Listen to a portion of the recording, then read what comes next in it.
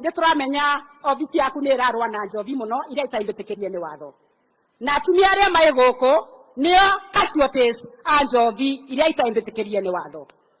Atumia aya monaga athuri yao na marere uguo matakumenya kuria marere kana magoka mayatukire. Kwe masukuru thai no mataina ciana cia sukuru because ovoro wa ciana nduramenyeka. And so your excellency niraboya uguo twina nditinene ya kurwa na dawa cia kurebia na njovi cia ibango twikirire undu ucio uvoro wa kurwa na gender based violence thiini wa Embu County. May God bless you, may God bless Kenya, may God bless Embu County. Thank you. Makofi ya women rep wetu. That was a very elaborate speech, and make sure you hand over that speech to His Excellency ili aende akisoma vizuri. Your Excellency, let me nitambue Deputy Governor wetu, tafadhali mahali uko simama uonekane na usalimie watu. Mpigieni makofi tafadhali.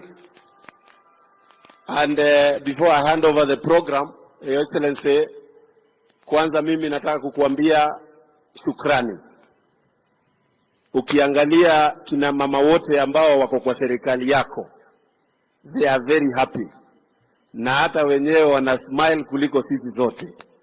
Ni kumaanisha unawaendelea kuwatunza na unawapeleka vizuri. And Your Excellency, I remember wakati tulikuwa natafuta kura, na you are very specific and keen kuhakikisha kura ya gavana wetu Excellency Cecily Mbarire imechungwa na imekingwa vizuri. Na Your Excellency, nakumbuka you are calling us personally. Wakati kulikuwa na maneno kama haiendi mzuri, sisi tulisimama kidete na wewe, tukakinga kura ya Mwarwa Njage, na nginya thaa ino niturakena nike governor wetu because of the work we did.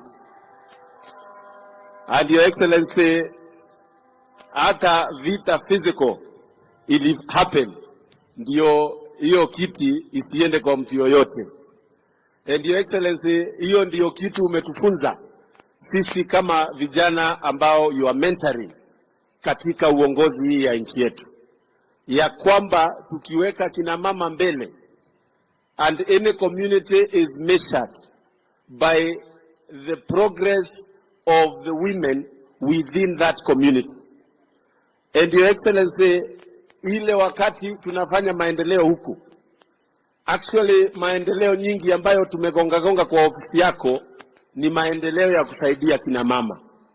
Your Excellency, Dhambana Dam ambayo tumekuwa tukisukuma na tukigonga mlango yako, ndiyo itafanya kina mama wa Manyata constituency na wale wa Mbere South waache kubeba mitungi katika mgongo yao, waweze kufungulia tap wakipata maji. Your Excellency, barabara ile nimekusumbua nayo sana. Barabara ya kutoka Ena kwenda Kidhimu, mahali unapenda sana. Mahali inaenda mpaka Ndato alafu ikuje hivi Kivwe, ikuje Kangaru pale. Hiyo barabara Your Excellency zilizonoa inakusumbua nayo sana, ni kwa sababu kina mama wengi sana wanaangushwa kwa barabara wakibebwa na nduthi, na ningetaka kina mama wakienda wanaruka bump wakiendelea kukubariki Your Excellency. Your Excellency, hizi soko tumekuomba na umetupea. Soko hii hapa kubwa ya town, ya mahali inaitwa Mbuvori, ya kule kunaitwa upande ingine ya Carolina na Kidhemo. Your Excellency, hizo soko tumekuomba kwa sababu tunataka kina mama wetu waendelee kukaa mahali mzuri na waendelee kufanya biashara yao vizuri. Your Excellency, nimeambiwa ni kuombe hombi moja. Kuna pesa inaitwa Women Enterprise Fund, na hiyo pesa Your Excellency tungetaka uipige boost na uisupport, ndio hawa kina mama wakuwe business women wenye wanajiendeleza kimaisha yao. Nikimaliza Your Excellency, nataka in absentia nitambue kina mama kidogo ambao wameweza kutusaidia sana katika nchi yetu ya Kenya. Kwanza kabisa nataka kuheshimu na nitambue kwa heshima na taadhima your wife Ruto, Your Excellency. The work she has done for women is in records of history as among the most impactful projects that have been undertaken in this nation. Mwingine, Your Excellency, nataka kutambua ni Pastor Bishop Dorcas Rigathi Gachagua, Your Excellency. Huyo mama alikuwa hapa tuko, akashikilia vijana wetu ambao saa hii I want to report wengine wako rehab karibu 300 hapa kwetu Manyata kwa maneno ya shida ya pombe. Na Your Excellency, I want to say that it is very noble that duty Dr. Dorcas has taken. Kwa sababu Your Excellency, hapa tulikuwa na kina mama wengi sana wameadhiliwa na pombe. Na saa hizi I visited the rehab ile iko pale Mutunduri, nikapata wanatibiwa na nikashukuru Mungu. Nikasema pahali yupo abarikiwe. Ama nyinyi mnasemaje? Wa mwisho, Your Excellency, nataka kutambua is your daughter Charlene Ruto. We have hosted her a number of times here, akifanya kazi ya kushikilia vijana wetu, na anafanya hiyo kazi not through a budget, not through nothing, but from the devotion of the heart.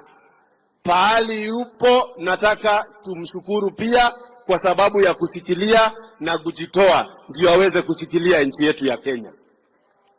Your Excellency, nikimaliza, najua umetuamrisha kama wabunge we solve once and for all the 2/3 gender dilemma ile hii nchi yetu iko nayo, na umekuja na formula ambayo tumeona inafanya, and I want to declare from Embu in Manyata constituency, mimi nitakuwa champion mkubwa wa hiyo maneno yako ya kumalizana na 2/3 gender rule iweze kukua sawa sawa na constitution yetu ianze kufanya kazi.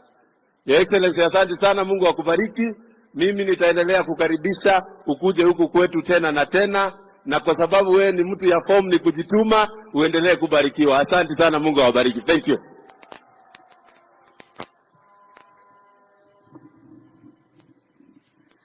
Your Excellency, allow me to take this opportunity to appreciate the presence of everyone who is here today to celebrate the International Women's Day with the great women of this nation. As we commemorate the International Women's Day 2024, we celebrate the remarkable achievements and contributions of women and girls and all those who support their cause across the globe. It is a day to recognize their resilience, strength, and unwavering determination against all odds. The theme for this year is Invest in Women, Accelerate Progress. Nagekuyo tugaga atiriri, kuhe atumia hinya ni kuri umithio munene. Atumia ugai, women power. Women power. This is a day when we celebrate the achievements of women in all spheres of society, including politics and decision making. So as we mark this day, Your Excellency, I want to urge every one of us to remember to tap into the incredible God-given potential that is in our women and girls in order to achieve collective development in our society.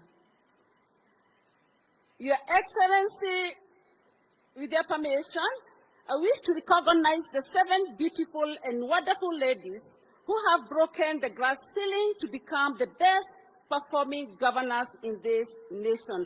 And I request them to stand up so that we can appreciate them.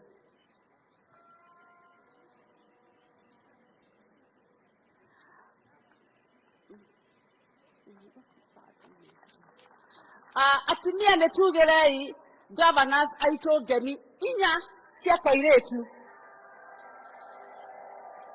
1, 2, 3.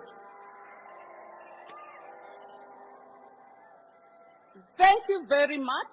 Asanteni sana. Let me also appreciate our development partners who have continued to support the cause of women and girls in this country over the years. But I also want to give special recognition to our greatest champion of the women agenda, who is none other than His Excellency the President of this great nation.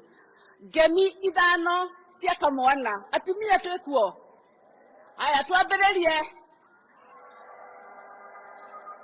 1 2 3 4 5 Your Excellency, this is really to thank you so much for taking the time out of your very busy schedules to celebrate with us the International Women's Day.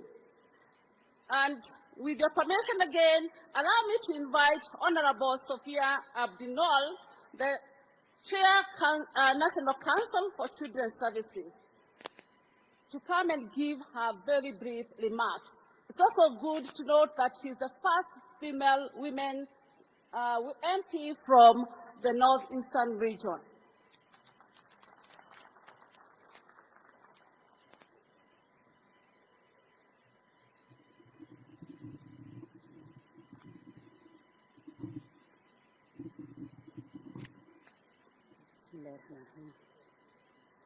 Your Excellency, the President of the Republic of Kenya, Honorable Dr.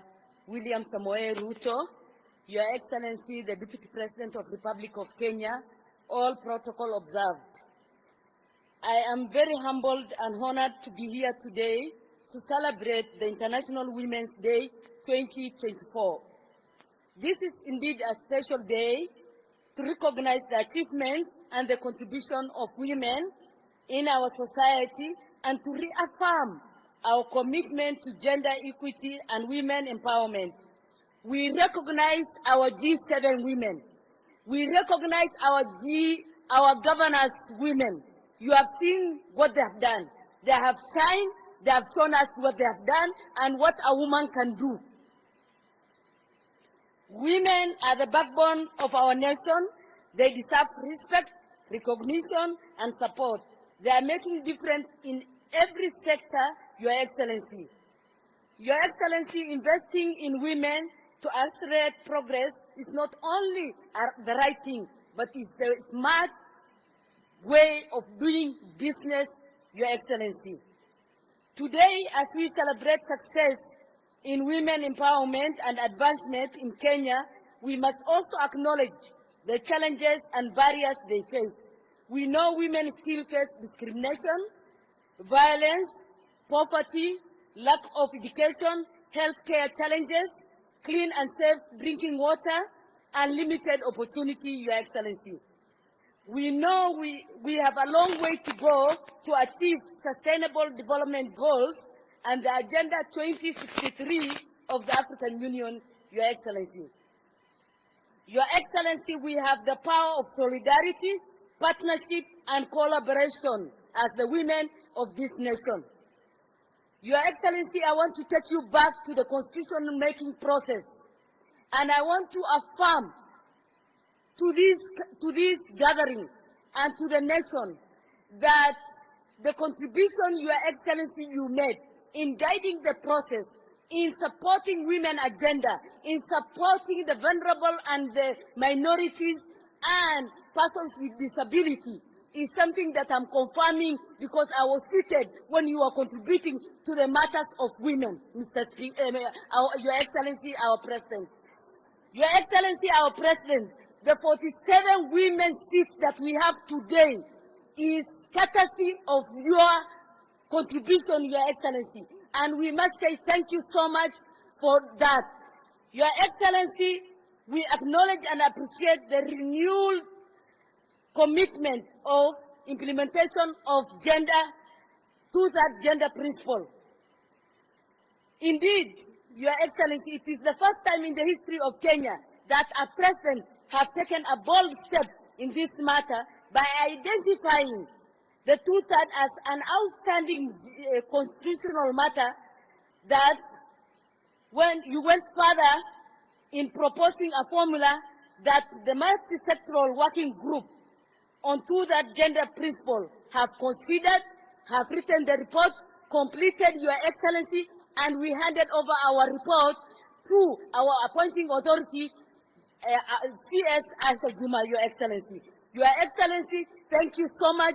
You have had the women, you have taken the women by your hand, you have worked with them, and now we know you are concluding the 2/3 gender principle. Thank you so much. God bless you. God bless Kenya. Wamama hai. Haya, tusalamie rais na tukue na furaha. Asanteni sana.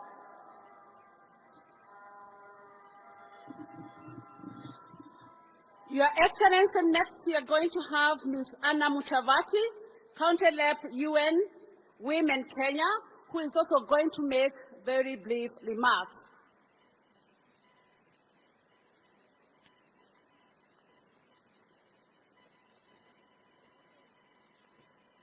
Let us clap for her as she approaches the podium, please.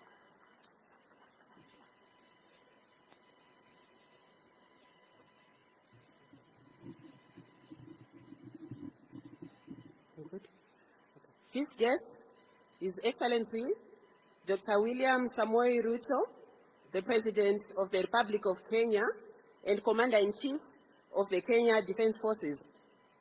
His Excellency, President, Deputy President of the Republic of Kenya, Honorable Rigathi Gachagua. Our host today, Her Excellency, Governor Cecily Mbarire, Governor of Embu County. Distinguished guests, all protocols observed. Good morning and happy International Women's Day. I bring greetings from the UN family, United Nations family in Kenya. I also bring apologies from our UN resident coordinator, who unfortunately could not make it to join us today. My name, as introduced, is Anna Mutavati. I'm the country representative of UN Women to Kenya. I'm joined here by members of the United Nations family in Kenya. And we are also honored to be hosting the Deputy Executive Director of the United Nations Population Fund, who is visiting Kenya from New York. Let me begin by thanking you, Your Excellency, for your presence today as we commemorate this year's International Women's Day. Your participation is proof of your personal commitment and your dedication and the dedication of your government to honor women while advancing gender equality. Distinguished guests and excellencies today we are joining the rest of the world in commemorating the International Women's Day under the theme, Invest in Women, Accelerate Progress. We celebrate the progress that we have made globally and in Kenya in terms of advancing the rights of women, but also reflecting and gearing up for the persistent and emerging challenges that confront us today. Allow me, Excellency, Mr. President, sir, to share a few data points to demonstrate the theme for this year. According to the report on the Sustainable Development Goals, there is no country in the world that is on track to achieving gender equality by 2030. Globally, 1 in every 10 women is living in extreme poverty. More than 1 in every 4 women lacks access to safe drinking water. Only 17% of inventors and innovators in international patents in 2022 were women, compared to 83% men. Closer home in Kenya, evidence shows that, on average, women spend approximately 5 hours per day doing unpaid work, which is about 5 times more than men do. We all know that this keeps women from engaging in economic activity and advancing themselves and their families. Additionally, female-headed households are poorer than male-headed households in Kenya. So female-headed household poverty stands at 38.8% compared to 32.7% for male-headed households. Rural female-headed households have the highest poverty rate at 42.5%. Your Excellency, Mr. President, since today is about celebration, I would like to celebrate Kenya on the impressive progress that the government has made to date. In 2022, in the general elections, we saw a record number of women who were elected to positions of governor. Kenyans in 7 counties entrusted 7 women governors with leadership to deliver on the promise of devolution. Congratulations, Kenya. Indeed, yesterday you joined us and the 7 women governors and all the well-wishers as the governors launched their strategy to deliver this promise on devolution and to grow the number of women governors from the current 7 to 24. Secondly, we celebrate your personal commitment, His Excellency, by driving the not more than 2/3 gender rule to its finality. This will be historical, Your Excellency, and a legacy for women and girls. Thirdly, we celebrate Kenya's efforts towards the adoption of the policy on care work, joining Ivory Coast, the only other country that has this policy on the African continent. Fourthly, we commend your government's leadership on generation equality, aimed at ending all forms of violence against women. And even as we celebrate, we are also aware of the rising cases of femicide that have continued to dog this country. As I end, Excellency, let me make a few recommendations. 1, the need to invest in education and skill development programs that empower girls and women to study science, technology, engineering, and mathematics. Secondly, to expedite the passing of and adoption of the care policy, which will free up women and increase the investments that will reduce the burden of unpaid care work on women. Thirdly, Excellency, is to call for increased resources towards your commitments on gender-based violence, including the rising issues of teenage pregnancy. And lastly, let us also give the best present ever to the people of Kenya by finally adopting that law that has been elusive on the 2/3 gender rule. As the UN in Kenya, we commit to walk step by step with you and your government during this very tremendous journey towards gender equality. I thank you.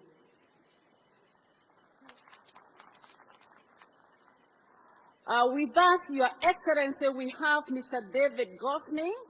He is the Charge d'Affaires U.S. Embassy, and he's also the co-chair of the National Gender Sector. Please allow that he gives us a few remarks.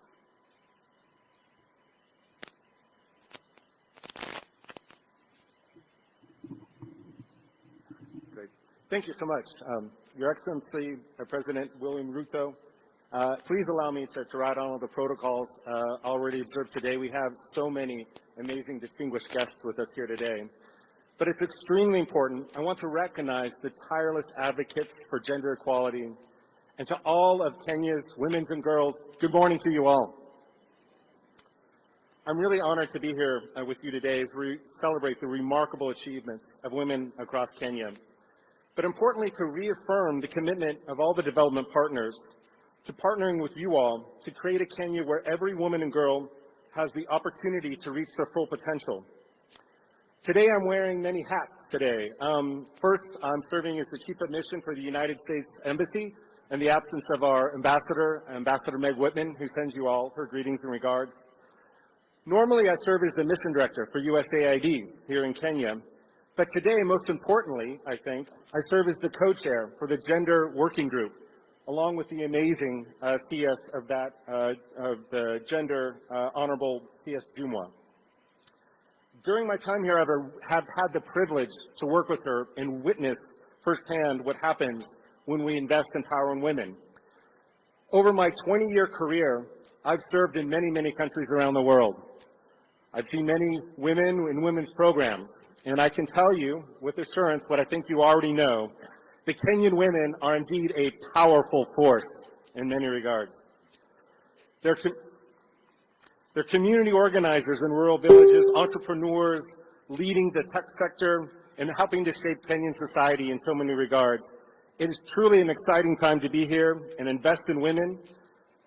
And I hope everybody has a time to visit the booths and see some of the incredible stories that are there. The United States government and development partners have been partnering with Kenya for over 60 years on the principle of a foundation of people, pamoja, and progress. And nowhere is that partnership more important than supporting Kenyan women and girls. You see, we know when we invest in women, it has a ripple effect. It goes well beyond the individual women. Here in Embu County, we have the perfect example with Governor Sicily, along with the G7 governors. And please give them another round of applause. I had the privilege to witness the launch of the G7 strategy and partner with many of them on some important work. But the same goes for every woman and girl. As I said, I'm an economist by background, and I've been working in development now for well over 20 years. And we work very hard to figure out what works. What are the most impactful ways we can foster development in a country? And it's hard. It's very hard to find something that consistently works over and over again. But there's one thing that stands out. There's one consistency. There's one thing that we know, that investing in women works. When you invest in women, you not just invest in that individual. We know what happens when a woman has income. What do? They invest in their family. They invest in education. They invest in food. But it goes well beyond their family. They invest in businesses, farming, small businesses, large businesses, entrepreneurs. They become community leaders, and they become governors of counties. That's why we're committed to continuing that investment as we go forward. But we know challenges exist. For example, we know that here in Kenya, unfortunately, I just found this out yesterday, I actually didn't know this, that Kenya has actually the second highest child pregnancy rate in the world. And we know that has some impacts that are very significant. First, we know that if a girl finishes education, they're 50% less likely to engage in child education. But it goes beyond that. If a child and a woman just has 1 year of education, statistics show that they earn 25% more income. They become members, active members of the economy going forward. That's why it's so important to invest in women, in their education and in their job creation. And yet here in Kenya, there's still 1.5 million women that are unemployed and underemployed. If you do the mathematics on that, that's 270 billion Kenyan shillings a year that could be in the Kenyan economy, driving economic growth, driving prosperity for so many families going forward. And that's why it's also important to invest in women leadership who can lead well beyond economic growth. Our shared values are why donors are continue to foster programs, partner with the Kenyan government, partner with financial institutions, provide mentoring opportunities. For example, we've partnered with over 60,000 women and girls for 10 to 19 years across the country with mentors, and that's generating some truly amazing results. I want to give one example, and then I'll conclude. Just recently, the first ever award for the world's best nurse was given out. And you know who won that? A Kenyan. A Kenyan nurse won that. And you know what that person is doing right now? They're working in Marsabit to address the Rift Valley fever there. They're going back to their communities and fostering real development in there. That's why we're going to continue to work together with you all. We'll continue to work together with the government to foster new policies, new innovations, development programs, hand in hand with you all, and support you all to be the leaders, the entrepreneurs, the champions in the future, who knows, governors, and who knows beyond. Thank you very much.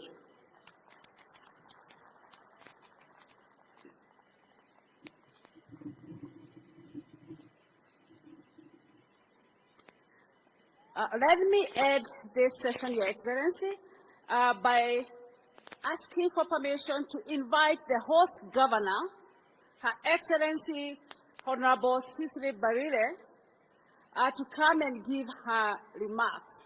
Please note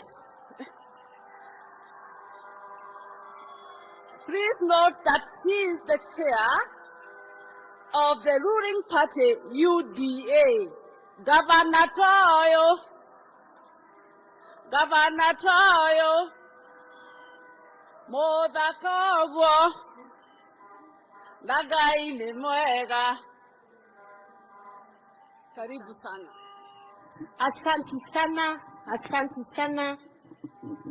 Your Excellency, the President of the Republic of Kenya, Dr. William Samoei Ruto, Your Excellency, the Deputy President of the Republic of Kenya, Honorable Rigathi Gachagua,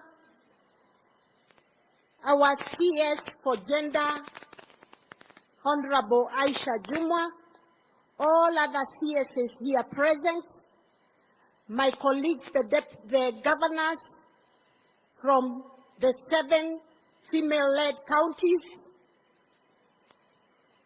our Deputy Governor, Honorable Kenyua Mugo, the members of the National Assembly here present, led by our own members of the National Assembly from Embu County, our women rep, Honorable Daboen, our Senator, Kavamo Digituonaga,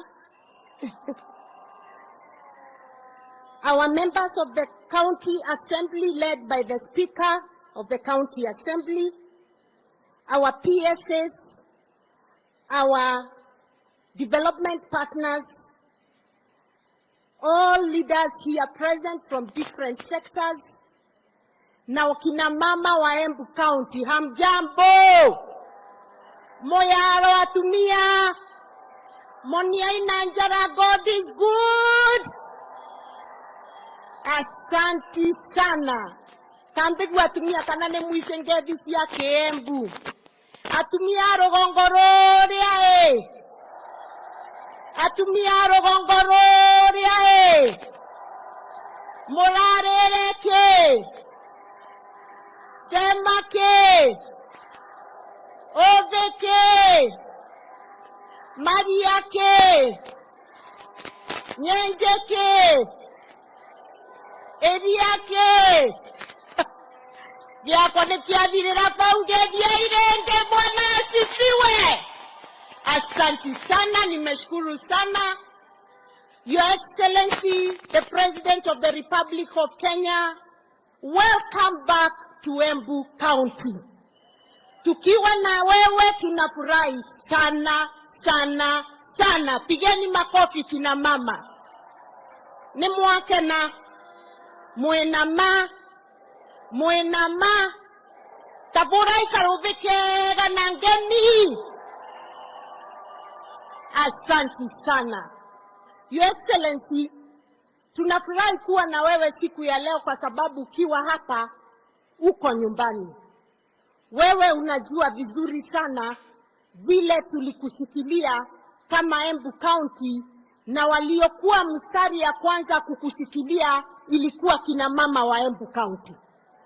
Ukienda kwa ripoti yako ya zile kura ulipata Embu County ambazo zilikuwa 95%, hapo utakuta at least 60% zilikuwa za hawa kina mama. And therefore we are very happy to welcome you to Embu County, the land of opportunity. Your Excellency, let me begin by really thanking you in a very big way kwa sababu tangu tuingie, tangu tuchaguliwe, umenishika mkono Your Excellency. Kama governor wa Embu County, kama mama, mimi nataka kukuambia from the bottom of my heart, thank you very much Your Excellency. Umenishikilia Your Excellency, na ukakubali hata kuleta madaraka last year ikakuja hapa Embu County. Na kutoka hapo milango ikafunguka. Tukaketi na wewe na ukakubali kutujengea stadium hii ambao tuko siku ya leo. Mungu akubariki Your Excellency. Ukakubali kutujengea soko ya Embu ambayo ilikuwa imekwama kidogo. Nilikuja kukuona wiki 2 iliyopita. I want to report to you, ulikuamusha hiyo soko and it was advertised 3 days ago katika gazeti ndio tuanze tendering process. Pigeni makofi. Your Excellency, out of your hard work Your Excellency, we are also seeing roads going on in Embu County. Unatujengea mabarabara ambazo zilikuwa zimekwama na tunakuomba zimalizike, na zile zingine ambazo tumekupatia kama viongozi wa Embu kwa sababu tumeketi na wewe na tukakupatia list ya barabara zetu zote. Tafadhali Your Excellency, na kuomba nikinyenyekea zaidi. Katika Jubilee government hatukupata barabara za kutosha kama Embu County. We only got 70 kilometers of road as Embu County for the 10 years. Tunakuomba hii road, hii serikali ya Kenya Kwanza, hii serikali ya mahasla, hii serikali wewe umesimamia, hii serikali ambayo ruling party ni UDA na chairman ni mimi, tafadhali unitoe tu aibu, nipatie 300 kilometers of road and we'll be very happy, Your Excellency. Kanategua ndo akwa. Asante sana. Your Excellency, ulituambia utatusaidia na Njokere Stadium ambayo itakuwa state of the art sports center. Bado nataka kukukumbusha, bado tunangoja hiyo stadium ndio tukue hata sisi hiyo Africa Cup of Nations, hata hiyo tunataka ikuje hapa Embu County. Your Excellency, I want to thank you, na Mheshimiwa Mukonji amesema hapa, kwa zile soko ambazo umekubali kutuletea under the ESP. Your Excellency, I want to report to you, katika hizo markets ambayo moja ni hiyo ya Mbuvore, Kangaru, Kanywambor, Ishiara, Karurumo, Ogwere na Makutano kule Mwea, bili tayari ziko advertised na zimepatianwa tender. On Monday, mimi na Mheshimiwa Mukonji MP Manyata tutakuwa tunafanya ground breaking ya hiyo soko kule Mbuvore saa 10 on Monday. Pia Your Excellency, on Tuesday tutakuwa kule Runyenjes, Karurumo, tukifanya ground breaking ya hiyo soko ya Karurumo na Mheshimiwa Karemba. Mimi nataka kukushukuru na nikuambie tunataka hiyo kazi ianze na hizo soko zingine 5 pia ianze ndio ukuje ufungue kama zimeisha. And I want to thank you because you have given the women of Kenya dignity. Mama mboga umemkumbuka na unamjengea soko ya maana ambapo hata kuna nasari ya kuweka mtoto wakati yako kazi. Unasema utaki mama ashindwe na kufanya kazi yake ya soko kwa sababu ako na mtoto mdogo. Thank you because tutakuwa na nasari hapo. Sisi wenyewe county tutaweka mwalimu hapo. Tutahakikisha there is a caretaker, angalie mtoto, mama auze mboga, apate pesa ya kupelekea familia yake. Asante very much, Your Excellency. Your Excellency, I want to thank you for another very good program, that of community health promoters. Your Excellency, Embu County tuko na 1,563 community health promoters ambao wamekuwa trained and they are doing a beautiful job. Asante kwa sababu umekubali tulipe nusu county, nusu national government, and we are sure with that we'll be able to provide proper health care for our people. Your Excellency, tumeshaanza ile county aggregation and industrial park kule Mashanga, na tunajenga hiyo ndio tuangalie value addition ya chakula zetu ama wa cash crops katika Embu County. Your Excellency, will be focusing on macadamia, avocado, coffee, tea, cotton, dengu, and the leather value chain, Your Excellency, ambazo tumekubaliana, and honey, Your Excellency. Your Excellency, tuko mbali, we are at about 30% in terms of building of the type, and we are asking that when you come back to Embu, tutakupeleka huko uone ile kazi tunafanya, and we have already started engaging the national government to prepare for private investors.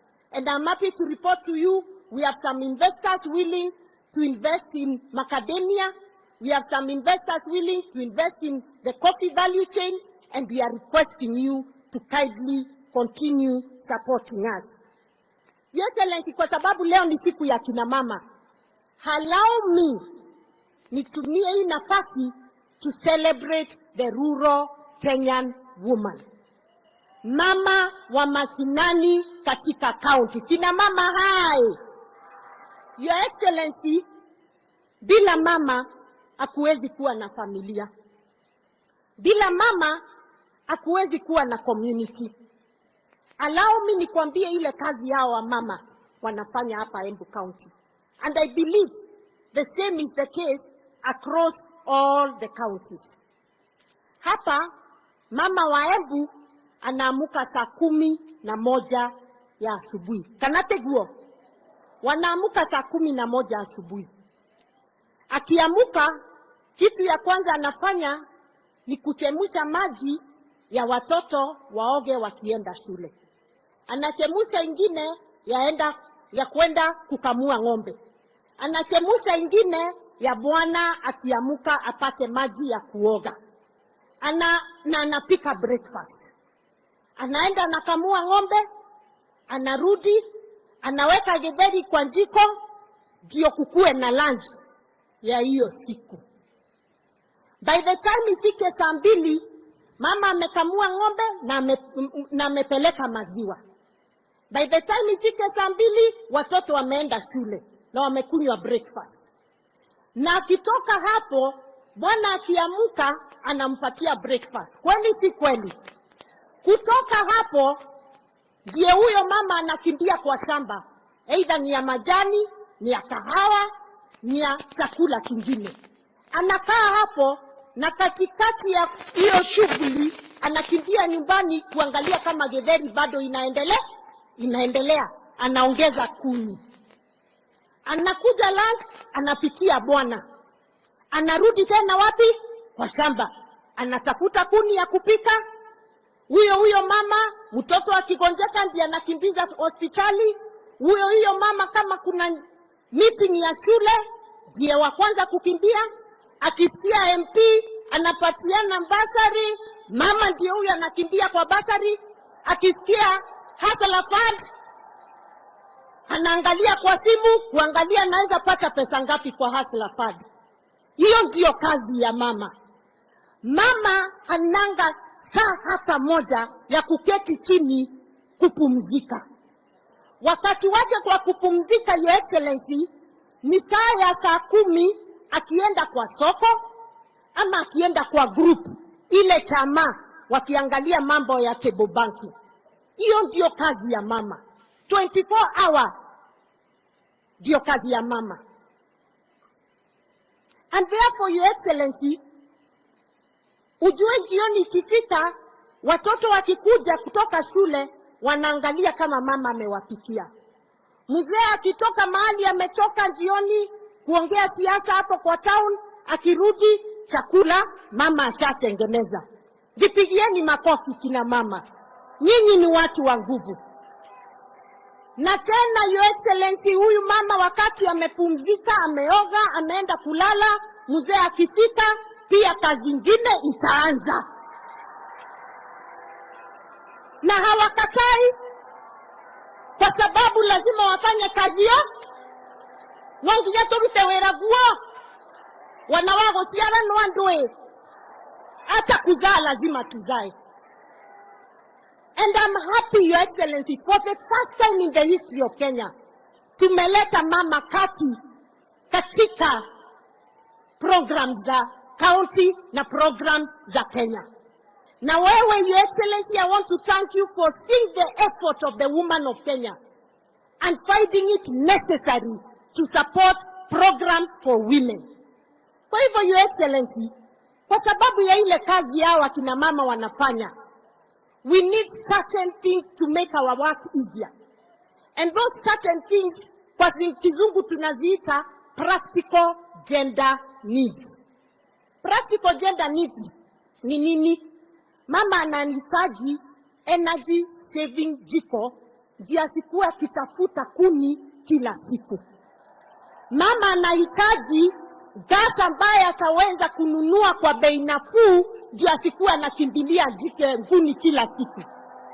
Ndio hata mzee akikuja usiku asikuwe saa 5 ya usiku ako kitchen akiweka chakula moto apatie mzee. Kanategua ndo akwa. Mama anahitaji maji ifike kwake kwa mboma, ndio asitumie masaa mingi akienda kutafuta maji kwa mto. Those are called practical gender needs. Mama anahitaji hospitali ambayo itaweza kumsaidia akitaka kuzaa aende azae bila shida. And that's why I want to support that, Your Excellency, Linda Mama program tafadhali iendelee. Tafadhali Linda Mama iendelee. Na hiyo na sisi tunaendelea kujenga mahospitali, kuhakikisha kuna dawa. Ndio hao wa mama, sisi tuko tayari hata kukuzaa. Tuite mtoto mmoja hapa Embu County, William Samoei Ruto, ukuje ujisalimie. Finally, Your Excellency, these women, hao wa mama ambao ni wa mama wa nguvu, wanahitaji chapa. Pesa mfukoni. Pesa nini? Pesa nini? Pesa mfukoni. Katika hiyo pesa mfukoni, Your Excellency, kahawa yetu, majani yetu, maziwa yetu, macadamia yetu, avocado yetu, ngena yetu, green grams, ngena, mera yetu, mogoka. Tunahitaji pesa mzuri kuliko ile tunalipwa. I want to thank you because ulituma your deputy president Rigiji afuatilie hiyo mambo ya kahawa, ya majani, ya maziwa. Na tumeona amejikakamua kabisa. Na tukapata cherry advance fund ndio tuweze kulipa wakulima waweze kupata pesa. Lakini tunaomba, sisi tunataka kahawa yetu at least tuwe tunapata $1 per kilo for coffee. We want a minimum of 55 shillings per kilo for our milk. We want a minimum of 100 shillings per kilo of macadamia. We want a minimum of 150 shillings for our ndengo. Ndio hawa mama waweze kuishi poa. Kanategua ndo akwa. Uangwane na mwarereria. Motivorere ikarinda karoveke gakene. Asante sana. Your Excellency, I want to thank, nataka kushukuru hawa mama kwa vile mumenishikilia. Nataka kuwashukuru kwa sababu bila nyinyi singekuwa hapa. Na mimi nguvu yangu ni nyinyi. Dumo tikandekia tumia. Nyitererai takana kenyu. Sawa sawa. Na nataka kuambia tutafanya kazi pamoja. Na niwaambie kwamba His Excellency amekubali Mheshimiwa Aisha Jumwa, yule minister wetu wa kina mama, mama wa nguvu, mama shupavu. Akamwambia akutane na mimi next week. Tupange vile tutaleta pesa mashinani ya kina mama. Mumefurahi? So Mheshimiwa Aisha Jumwa, my sister, I'll be waiting for that appointment. We want to bring money to the women, ndio waweze kufanya biashara, waweze kuinua familia zao, waweze kuendeleza maisha yao. Your Excellency, let me finish by saying this. The strength of a county is in the unity of that county. Bila unity, county haiwezi enda mbele. For 10 years, Embu tulikuwa na msukosuko mingi, and we lost big time in development. I want to appreciate the support and the unity that is in Embu County amongst all the leaders. I want to appreciate the MCAs of Embu County, wapigieni makofi, kwa sababu wamenishikilia nikiwaambia saidieni hapa, wanatusaidia. Thank you very much, Excellency, honorable members, for the support you continue to give me as a woman leader. Your Excellency, please hold my hand. Na usichoke. Hata ukiniona kila siku usichoke. Tafadhali ukiona simu yangu, chukua tu, ujue tu nataka kuongea mambo ya Embu. And I thank you because unafanya hivyo. And Your Excellency, nilikwambia ukubali nishike hiyo koti yako. Na sitaachilia. Ndio hao watu wangu wasaidike. Na ile pesa uko nayo pale Nairobi, nikikuja kuitafuta, niambie Mwarwanja, chukua, enda fanya kazi. Karinda, chukua, enda fanya kazi. Na hao watu watafurahi. Mtafurahi. Asante sana, nimeshukuru sana. Mungu awabariki. Kina mama hai. Mwaso kamesie mukethia thuri. Na mumere nitumendete muno. na mukendie ciana cienyu cia ndaka. But mumere na mera atiriri, Your Excellency, allow me to go to Embu na ongea mambo ya pombe. Turaugire atiriri, twina nginya na Deputy President Gachagua na President mwenyewe. Njovi no nginye thire maturari. Na sisi Embu County tumeamua kwamba zile baa zote ziko kwa vijijini tutafunga zote. Na nyinyi wa mama, nataka kuwashukuru wale mnanipigianga simu kunitumia message. Kama kuna baa hapo kwa kijiji yako, nitumie message, tutakuja tuifunge. We must get our mind back to productive work. Hatutakubali pombe haramu Embu County tena. Asanteni sana, ngaiwa moya muradhime na nemwendete muno. God bless you so much. Asante. Thank you.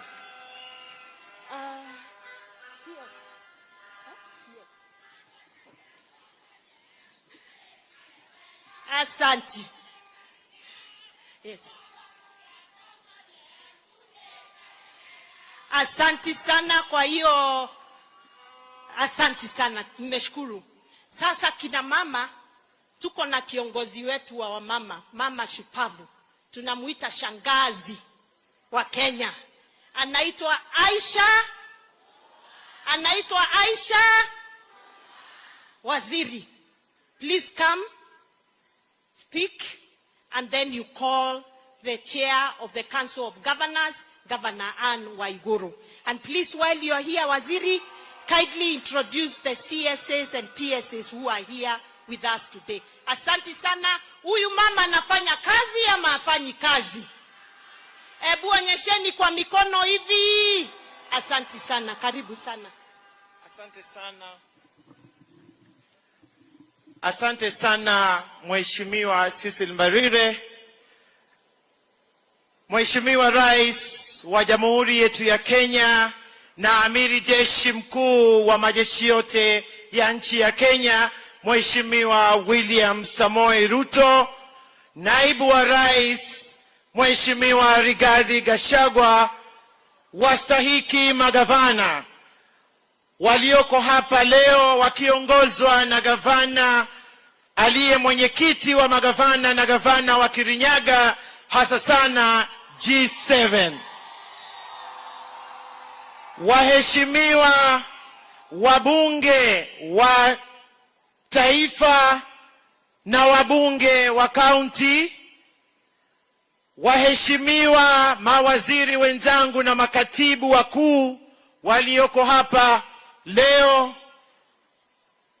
wafanyikazi wote wa serikali, itifaki zote nikizizingatia, kina mama wa taifa letu la Kenya, kina mama hoye! Kina mama hoye!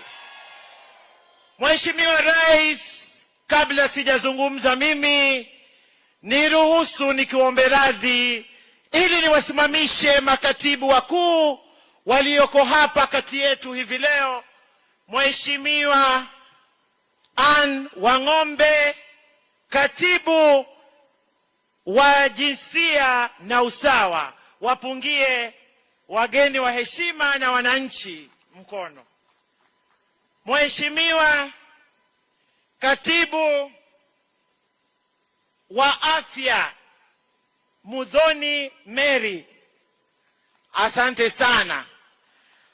Mheshimiwa Rais wetu mpendwa tunayekuenzi, vile vile ni kuombe radhi niwasimamishe mawaziri wenzangu ambao leo wako hapa kwa ajili ya shughuli hii na kudhihirisha kwamba wewe rais wetu ni mtu unayejali, kiongozi unayejali maslahi ya kina mama na kuwajumuisha katika uongozi, kama vile theme ya leo inavyosema, nihusishe mimi kama mwanamke. Nataka kuanza na mkuje mbele tafadhali.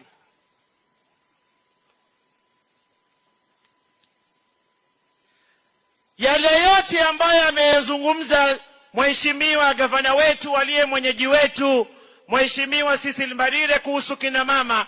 Kweli kina mama wana kazi ya kutoka lisaa la kwanza hadi masaa 12, ukichanganya na wale vingine 12. Nataka niwapongeze, na mimi nataka niwaimbie nyimbo moja tu kina mama. Najua nyinyi hamutanijibu kwa sababu labda hamuijui, lakini nichukue fursa hii Mheshimiwa Rais na kuomba radhi, niwapongeze tu kwa njia ya kipekee. Shangwe shangwe na vigelegele, tumpongeze mama. Hakuna aliye kama mama. Hongera mama, hongera.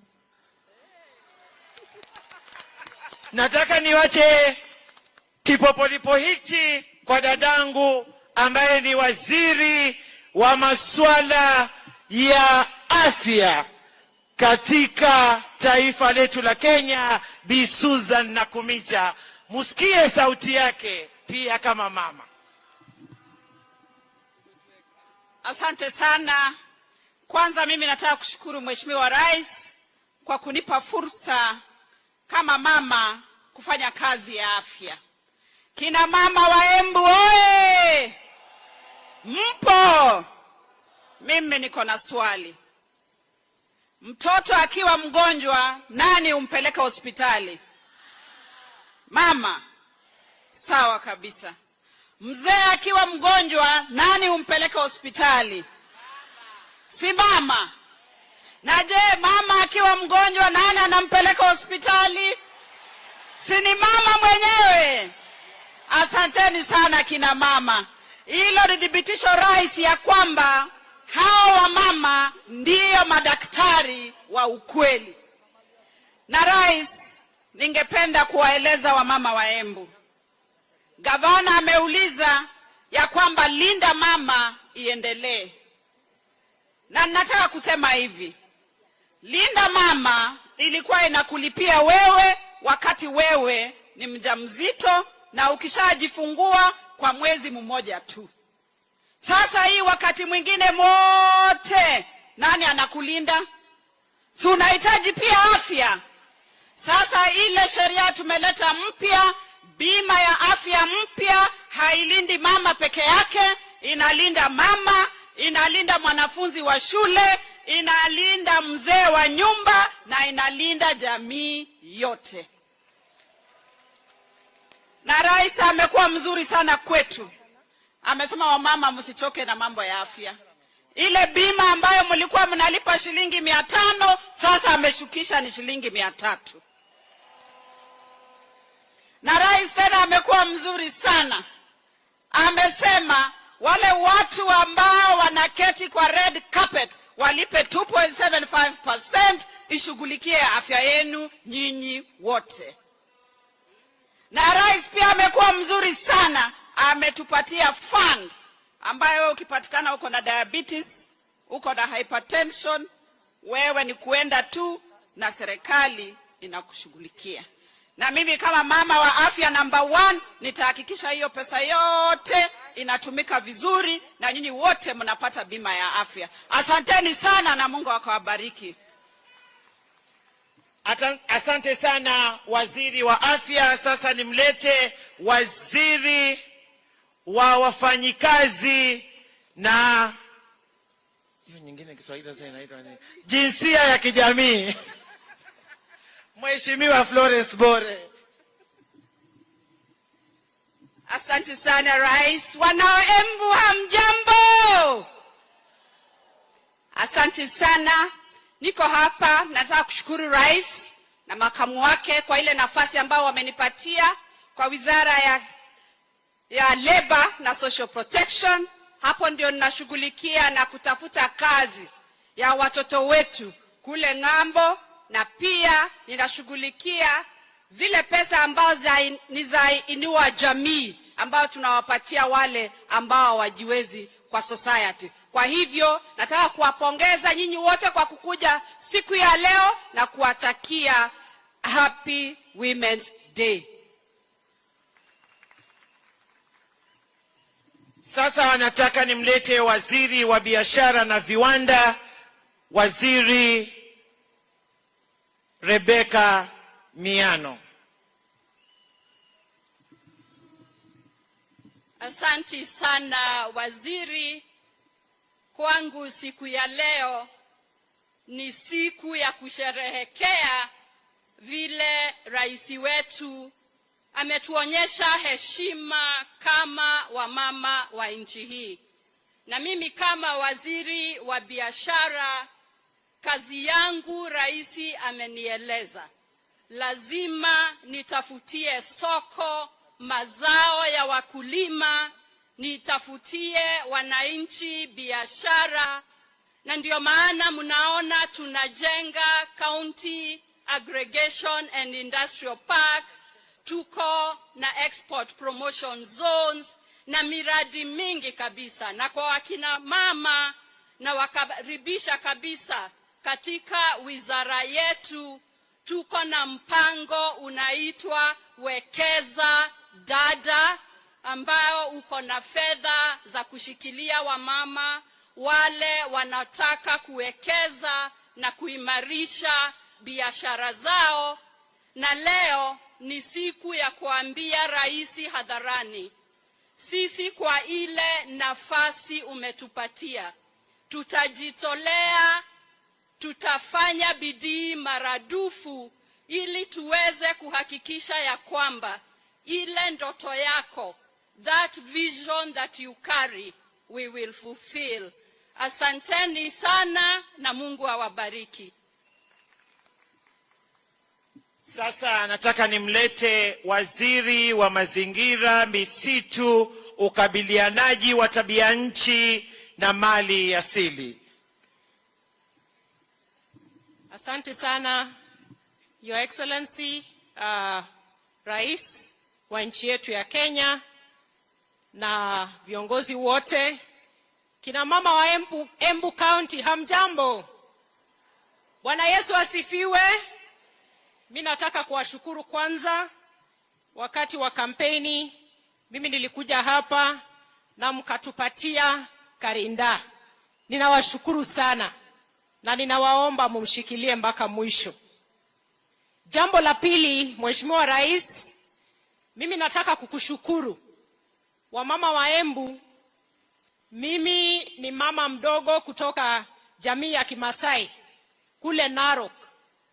Na wakati huu ambao tunaongea maneno ya 2/3 gender rule, na tumeona rais uko mstari wa mbele kuhakikisha jambo hili litatimika. Siku ya leo mimi nikiwa waziri wa kwanza kutoka jamii ya kifugaji kule Narok, kutoka kijiji kidogo, kwa sababu ya uongozi wako rais, yule mama wa hapa Embu hata ambaye anatoka kwa kile kijiji kidogo atapata tumaini leo ya kwamba yule msichana wake mdogo anamfunza kwa jasho ya kuuza mogoka ama kitu kingine kile wanalima hapa Embu, anaweza kupata nafasi ya uongozi katika nchi hii. Na tunakushukuru rais, na tunataka kuambia kina mama wa nchi ya Kenya ya kwamba tuko na tumaini ya kuwa kwa nafasi ya uongozi, kwa sababu rais wetu na Mheshimiwa Aisha hapa, wabunge wetu wamesema watatusaidia katika 2/3 iweze kutimika. Si tunaona tumaini kina mama? Bwana Yesu awabariki. Asanteni sana. Asante sana Mheshimiwa Soipan. Kina mama mupo? Kina mama mupo? Mimi nataka nichukue nafasi hii nimshukuru sana Mheshimiwa Rais pamoja na naibu wake, hasa sana katika siku hii ya leo ambayo ni siku ya kuwaenzi na kuwasherehekea kina mama duniani. Wametuonesha mfano mzuri sana. Labda nyinyi hamujaona, lakini sisi ambao tumekaa katika jukwaa hili, nataka niwape habari kamili kwamba waliowakalia nyuma yao hivi leo sio wale wamevaa masuti. Leo walioko nyuma, walinzi walinda usalama, ni kina mama pale nyuma. Kwa hivyo nataka tuwapigie makofi, shangwe na vigelegele. Pia kina mama kazi hiyo twaiweza. na mkitupa nafasi kama walivyopewa, wanadhihirisha kwamba leo rais yusalama na naibu wake yusalama mikononi kwa kina mama. Your Excellency, as the women of Kenya, we are deeply honored by your presence today as our chief guest of this year's International Women's Day. This, Your Excellency, is a clear demonstration of your commitment of the empowerment and advancement of women and girls in our country. Your Excellency, this year's theme, Invest in Women to Accelerate Progress, align perfectly with the Kenya Kwanza Women Charter, which you committed to, and your bottom-up economic transformation agenda, popularly known as BETA. Your Excellency, as the Cabinet Secretary for Gender, Culture, the Arts and Heritage, yesterday at the launch of the G7 strategy, I promised to share some of our progress that the ministry have made through your support, Your Excellency. And one is the development and validation of the National Care Policy 2024. Two, the development of the Women Economic Empowerment Policy 2024. This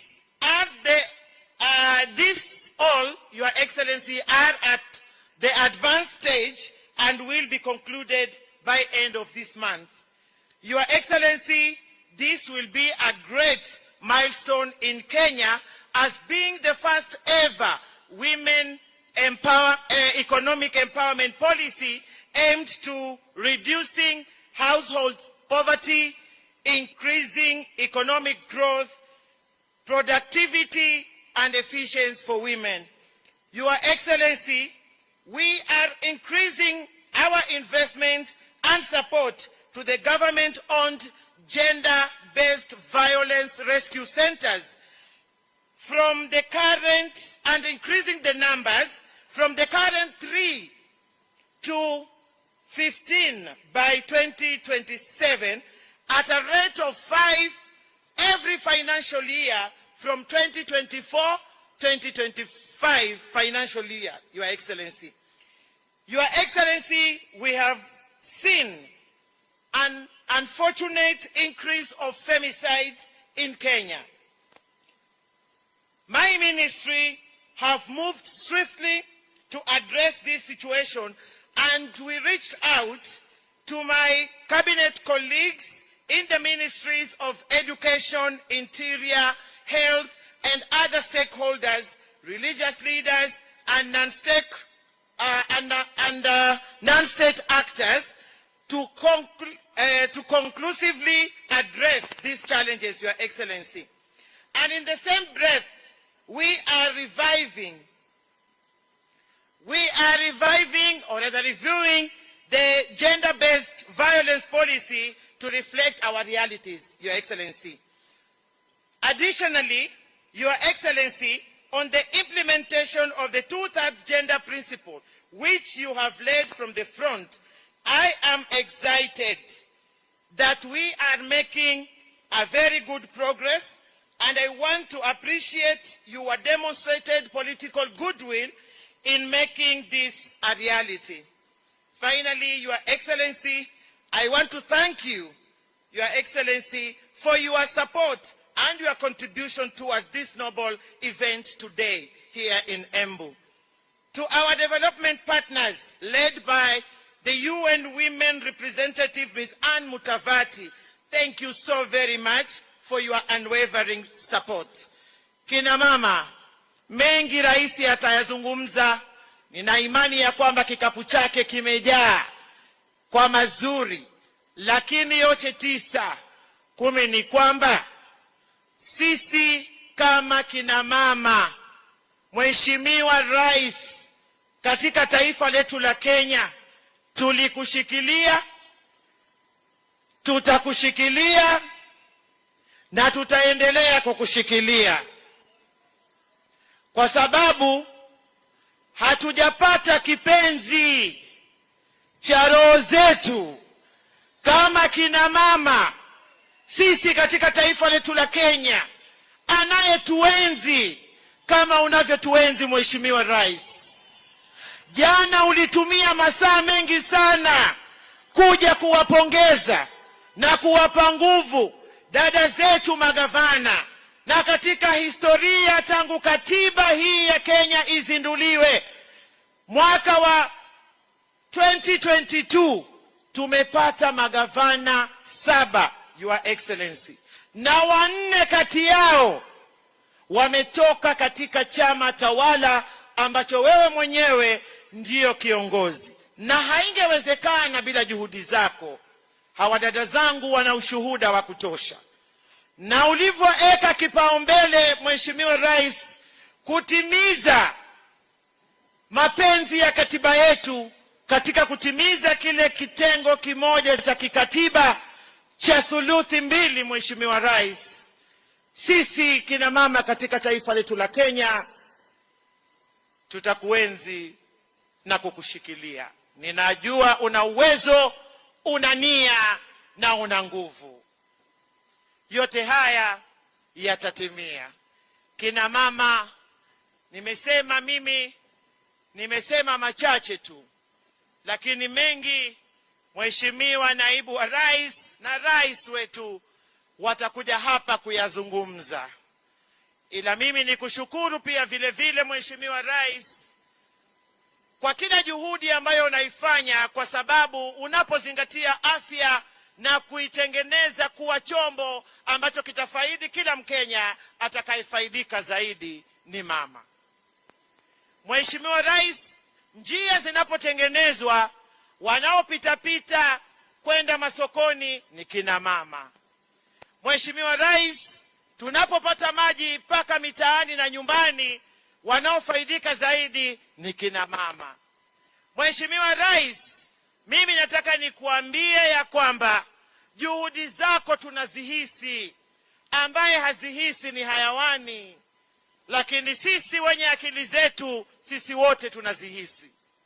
Kwa hivyo mimi nataka nikushukuru, na kama waziri wako wa jinsia na usawa, Mheshimiwa Rais, tutazidi kukusaidia na kuhakikisha ya kwamba kina mama kama unavyosema ndio wapigaji kura, ndio wengi, ukazidi kuendeleza kazi hii, na bila shaka, bila tatizo, bila tashwishi, tunaposherehekea siku hii tunasema tunaangalia tulikotoka, mahali tulipo na kuendelea mbele. Kwa hivyo kule tumetoka ilikuwa ni kubaya zaidi, mahali tulipo. Asante Mheshimiwa Rais kwa kutukwamulia mambo mengi ya kiuchumi, afya na hata katika kuongezeka kwa nafasi za uongozi wa kina mama katika serikali yako. Tunapoendelea mbele, mimi sina cha kukupa ila kusema tu 10 Express.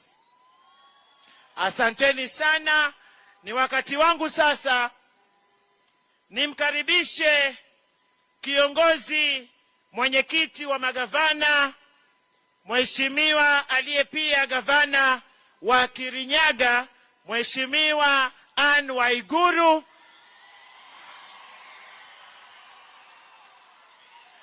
na pia vile vile amevaa kofia nyingine ya kiongozi wa G7. Asante sana Mheshimiwa Anne Waiguru.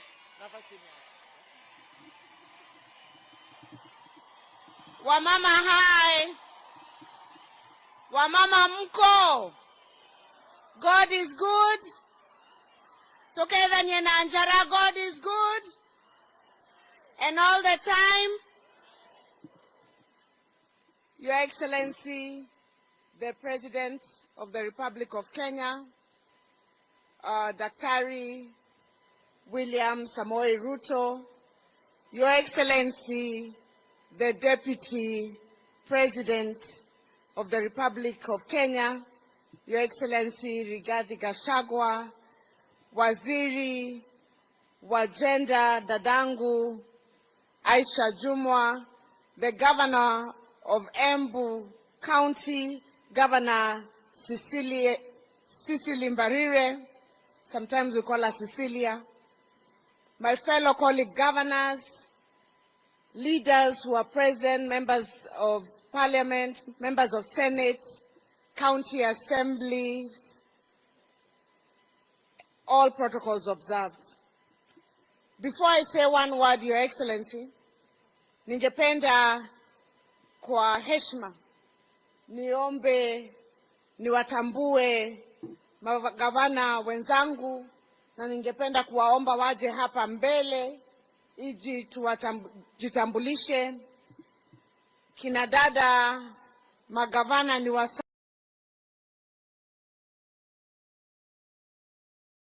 saba tu. There are only 7. We call ourselves the G7. Tafadhali wakaribisheni kwa shangwe na vigelegele.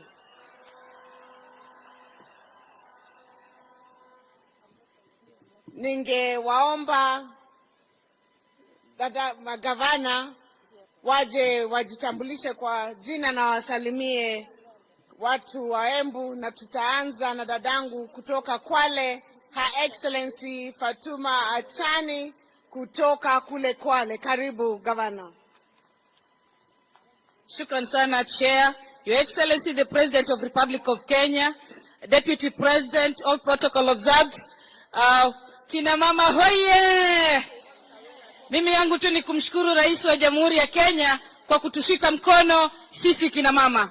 Na pia nikiwa mama gavana, nikiwa mwanamke, kwa niaba ya Wakenya, kina mama wa Kenya wote, na pia kwa niaba ya kina mama ndani ya chama cha UDA, Mheshimiwa Rais, tunakushukuru sana kwa kumpatia chair wetu Madam Ses Mbarire kuwa chair wa UDA. Asante sana watu wa Embu, muendelee kushikilia. Cecil Mbarire anafanya kazi nzuri. Shukrani sana. Asante sana gavana wa Kwale. Na sasa ningependa kumkaribisha gavana jirani wa kutoka kaunti ya Meru, Gavana Kawera Mwangaza. Kaende. Kaende.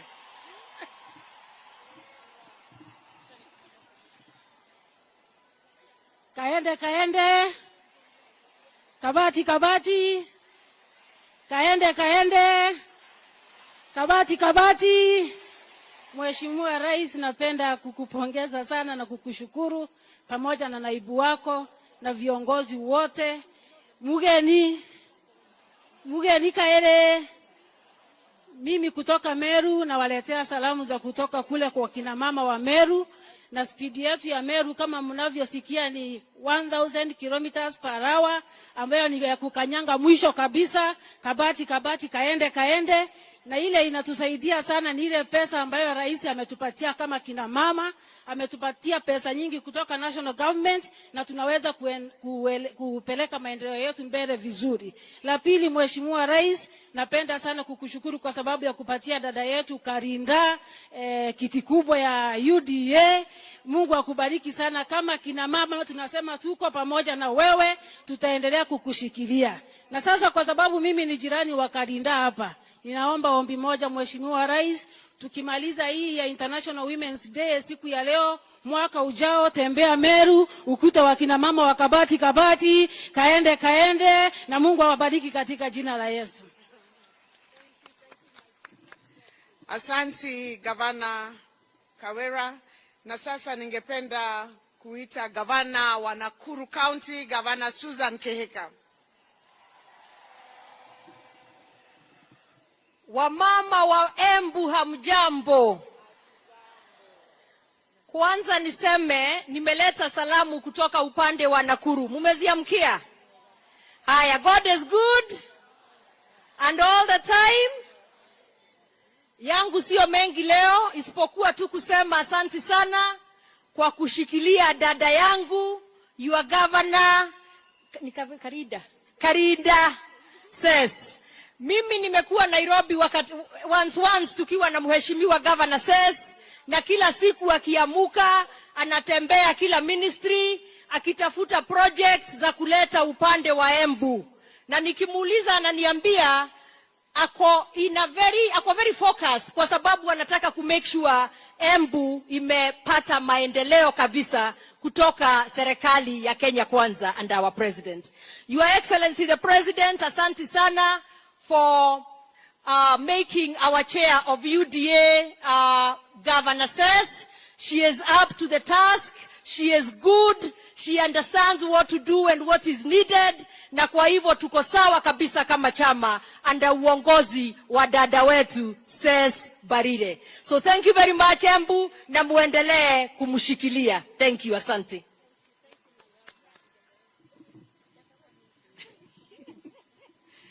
Thank you, Governor Susan. And now I'd like to invite another neighbor for Embu, Governor of Machakos, Her Excellency Wavinya Ndeti.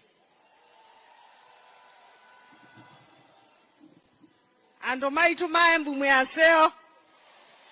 Mwaseo inge. Mwa ini museo. Na mabinda onde. Na kwau. Teatanu.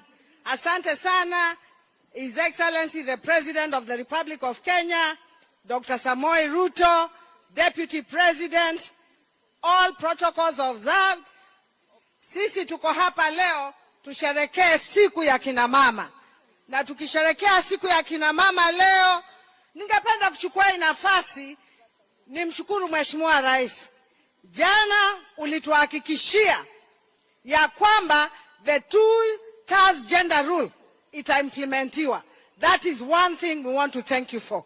Hii kitu tumepigana nayo miaka mingi kama kina mama, tuweze kupata nafasi, but now going to the level ya kuimplement hiyo, sisi tumeshukuru sana.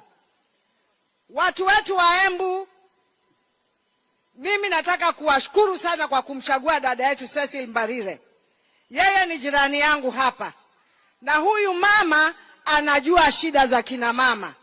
Mumesikia ameongea vile mama anafanya kutoka asubuhi mpaka asubuhi lengine. Yeye ni mama anawaelewa.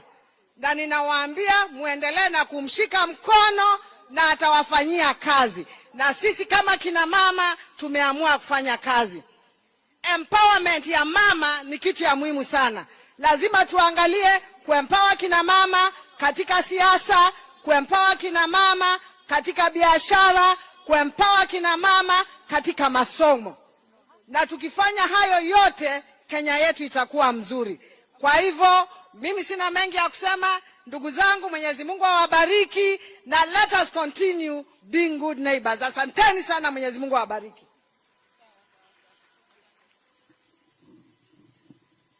Asante sana. Na sasa tukienda kumalizia, tumkaribishe gavana wa kutoka kule upande wa Nyanza, gavana wa Homa Bay, Gavana Gladys Wanga. Asante sana, Your Excellency the President, Your Excellency the Deputy President, kina mama wa Embu, Muriega. Muriega rege. Ngai ni mwega. Ede shode. Asante sana, na tumefurahia sana kufika hapa siku ya leo kuadhimisha siku ya kina mama duniani. Na sisi tumekuja kusimama na governor mwenzetu, governor wa hapa Embu, Governor Cecil Mbarire, Governor Karinda, na ameniambia Kavinda ni gaka. Na kama si sasa, na nyinyi mko na bahati sana kwa huyu gavana wenu. Jamani, mko na gavana wa bidii. You have a brilliant governor. You have a hard-working governor. You have a super governor.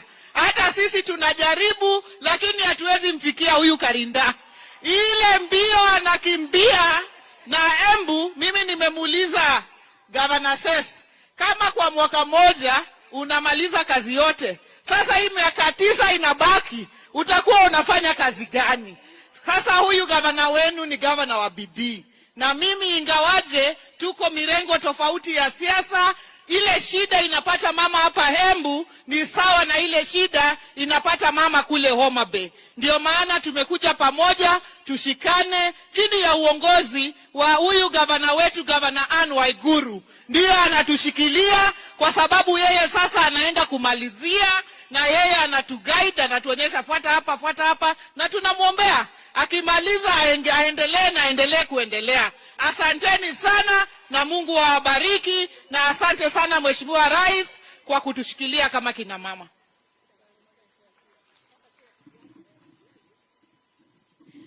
Asante sana, Excellency Governors. Your Excellency, mine is very brief. On behalf of the 7 governors, first of all, tungependa kukushukuru kwa kuchagua kaunti moja ya kina mama kufanya sherehe hii ya International Women's Day. We don't take it for granted. Ungekuwa kule Nairobi, ama ungeenda Mombasa, ama mahali pengine. Lakini wewe, kwa sababu unatambua kina mama na gavana ambao ni mama, tunakushukuru kwa kuchagua Embu. Na sisi, Your Excellency, na wamama wa Embu, ningependa kuwajulisha hivi. Sisi kama kina mama magavana tumekuja pamoja. We have come together under a strategy ambayo tunaita G7. Na kwa nini tuje pamoja? Tumekuja pamoja, tusimame pamoja, ndio kwa sababu natuona tuko hapa sisi wote. Juzi tulikuwa kule Homa Bay, jana tulikuwa Nairobi tukilaunch, na tutazunguka kaunti zote za kina mama ili tupatiane nguvu, tupatiane maarifa, tusaidiane kikazi, ili wamama ambao wamechaguliwa ambao ni 7 tu kati ya 47 wawe kielelezo ama mfano to the other upcoming leaders. Ndio wale ambao wanachaguana kule mashinani kama nyinyi kina mama, mtambue ya kwamba kina mama wanaweza kazi, na tuweze kuongeza idadi ya magavana kukija mwaka wa 2027. Tulikuwa tunasema juzi ya kwamba tunataka kutoka G7 to G16. Lakini tukapewa challenge na His Excellency the President na wageni ambao walikuwa wamekuja jana, wakatuliza, lakini kwa nini msifike G20 ama 24? Kwa hivyo sasa tunasema from G7 to G24, which is 50% of all the seats of governors. Ya kwanza ningependa kuwauliza nyinyi kina mama wa Embu. Governor Cecily anafanya kazi ama hafanyi kazi? Anafanya kazi ama afanye? Mkiangalia hiyo mwaka moja Governor Cecily amefanya kazi, mnamtambua? Tutaomba kama kina mama magavana, wangapi hapa watasimama na Cecily hivyo amewaomba, mumsaidie ndio aweze kutimiza ahadi zake za kazi, na mumrudishe kwa kiti mwaka wa 2027 anopose. Nionyesheni kwa mikono. Mimi nataka wale wote ambao wako Embu na wanahisia kusimama kiti ya governor, tunawaomba masaa haya huku Embu ni ya mama. Masaa ni ya nani? Masaa ni ya mama. Mshikilie governor wa Embu afanye term yake, afanye term 2 kama vile mimi ambavyo namaliza kule Kirinyaga. Tuende tukiongeza idadi ya viongozi kwa sababu ya kitu inaitwa inclusion and equality. Haya maneno mengine yote yanahusu kina mama. Maneno ya maji, ya agriculture, ukulima, ya biashara, kujenga soko. Sitaki kurudia vile Gavana Cecilia amesema, kwa sababu hapo ndipo tupo. Na sitaki kuchukua muda sana kwa sababu mnaelewa. Hiyo mambo ndio tumeweka kwa strategy ya G7. Na tunatafuta support ndio governors hawa waweze pia kushika wanawake wengine mkono. Wale ambao wanataka kusimama viti zingine za magavana na za ma-MP na za ma-MCA, ndio tutoke upande wa nomination sana. Tuwe tunachagua mama idadi not less than 30%. Na Your Excellency tukushukuru. Nikushukuru kwa sababu ya your commitment on the 2/3 gender rule. Governor Aisha ameongea hayo na sitarudia. Kule kwetu Kirinyaga tulifunga pombe na watu wakakuwa deregistered na tukafanya process ingine ya kufungua, na ninaona pia huku Embu inaendelea. Sisi kama kina mama kule Kirinyaga tunasema baa zilikuwa zinafungwa, wanaume pia wanapeana heshima nyumbani, wanakuja mapema, kwa sababu baa zilikuwa zimefanya nini? Zimefungwa. Na sisi tunasema pia kina mama kule kwetu tunasema pia hao pia wanapeana heshima yao, ndio wazee watoke kwa baa waingie wapi? Nyumbani. Sisi tunaomba hii program ambayo tunaweka, tukuwe na program holistic ambayo si ya kufunga tu kama vile tumefunga, tukuwe na alternative ways of entertainment, ways of getting our young people involved, ways of empowerment. Ndio watu wakitoka upande huu wawe na mahali ya kuenda upande huu kama sports. Na tunajua tukishirikiana kama G7 kutakuwa na mpangilio ambayo itakuwa inaleta empowerment huku mashinani. Your Excellency, unaweza kuwa haujui, lakini jana kwa sababu Kirinyaga ni jirani ya Embu, tulikuwa naongea na watu wa Kirinyaga, wakaniambia hiyo maneno yote ya bei ya mifugo, kwa sababu ukiangalia hawa wamama, Your Excellency, hawa ni wakulima, wengi wao ni wanabiashara, si ndio? Na wote wanategemea ukulima wao. Ningeomba tu kitu moja very urgent ambayo ningeomba serikali yako iangalie. Bei ya kahawa imeanza kwenda juu, bei ya majani kidogo, lakini bei ya makadamia ilikuwa imepanda ikafika 120, 180. Sasa juzi imeshuka chini ikafika 30 shillings. Your Excellency, kama ungeangalia hiyo, kwa sababu macadamia is one of our main exports, zile zinakuwa zinasaidia kina mama sana. Wengine hawawezi kuwa wanaelewa sana, lakini ile pesa inakuja kila siku. Ungeambia watu wako waangalie hiyo maneno ya bei, kwa sababu the drastic drop in 1 week was quite shocking, na it can be devastating to many of our farmers. Your Excellency na kina mama, Governor Cecilia amesema tunafanya kazi kutoka asubuhi mpaka saa ngapi? Mpaka saa ngapi? Mpaka saa ngapi? Mpaka asubuhi ile ingine, si ndio? Na sisi tunasema kama kina mama, kwa sababu hiyo kufanya kazi ni sisi wote, haitengui kama wewe ni mama wa mashinani, ama wewe ni mama wa G7, ama wewe ni mama wa MCA, ama wewe ni mama wa MP. Sisi wote tuko na hizo shughuli. Asubuhi tunaanza na home na kuweka watoto watayarishe waende shule. Lunch lazima, hata tukiwa kazini unapigiwa simu kama hakuna chakula ama nini hakiko, wewe ndio kwenda kushughulika. Watu wakiwa wagonjwa, kama ni watoto ama mzee, ni sisi kina mama, si ndio? Sisi tunasema tumekubali kama kina mama. Tumekubali kazi kazi ya saa 2 kazi ya saa 7 kazi ya saa 10 kazi ya saa 2 ya usiku ni nini? Na hata kazi ya saa 6 usiku pia ni. Sisi tumekubali, bora sisi tupewe nafasi yetu kama kina mama katika uongozi, kwa sababu sisi kama kina mama tunaweza. Tunaweza, hatuwezi? Kina mama mnaweza, hamwezi? Kina mama wamesema wanaweza, na Mheshimiwa Rais na kushukuru kwa kutushikilia. Mungu awabariki, awatende wema, na tunatarajia Your Excellency, ukitoka hapa angalia kaunti nyingine ya G7, ukue huko ndio next stop. God bless you. God bless the women of Kenya, and happy International Women's Day.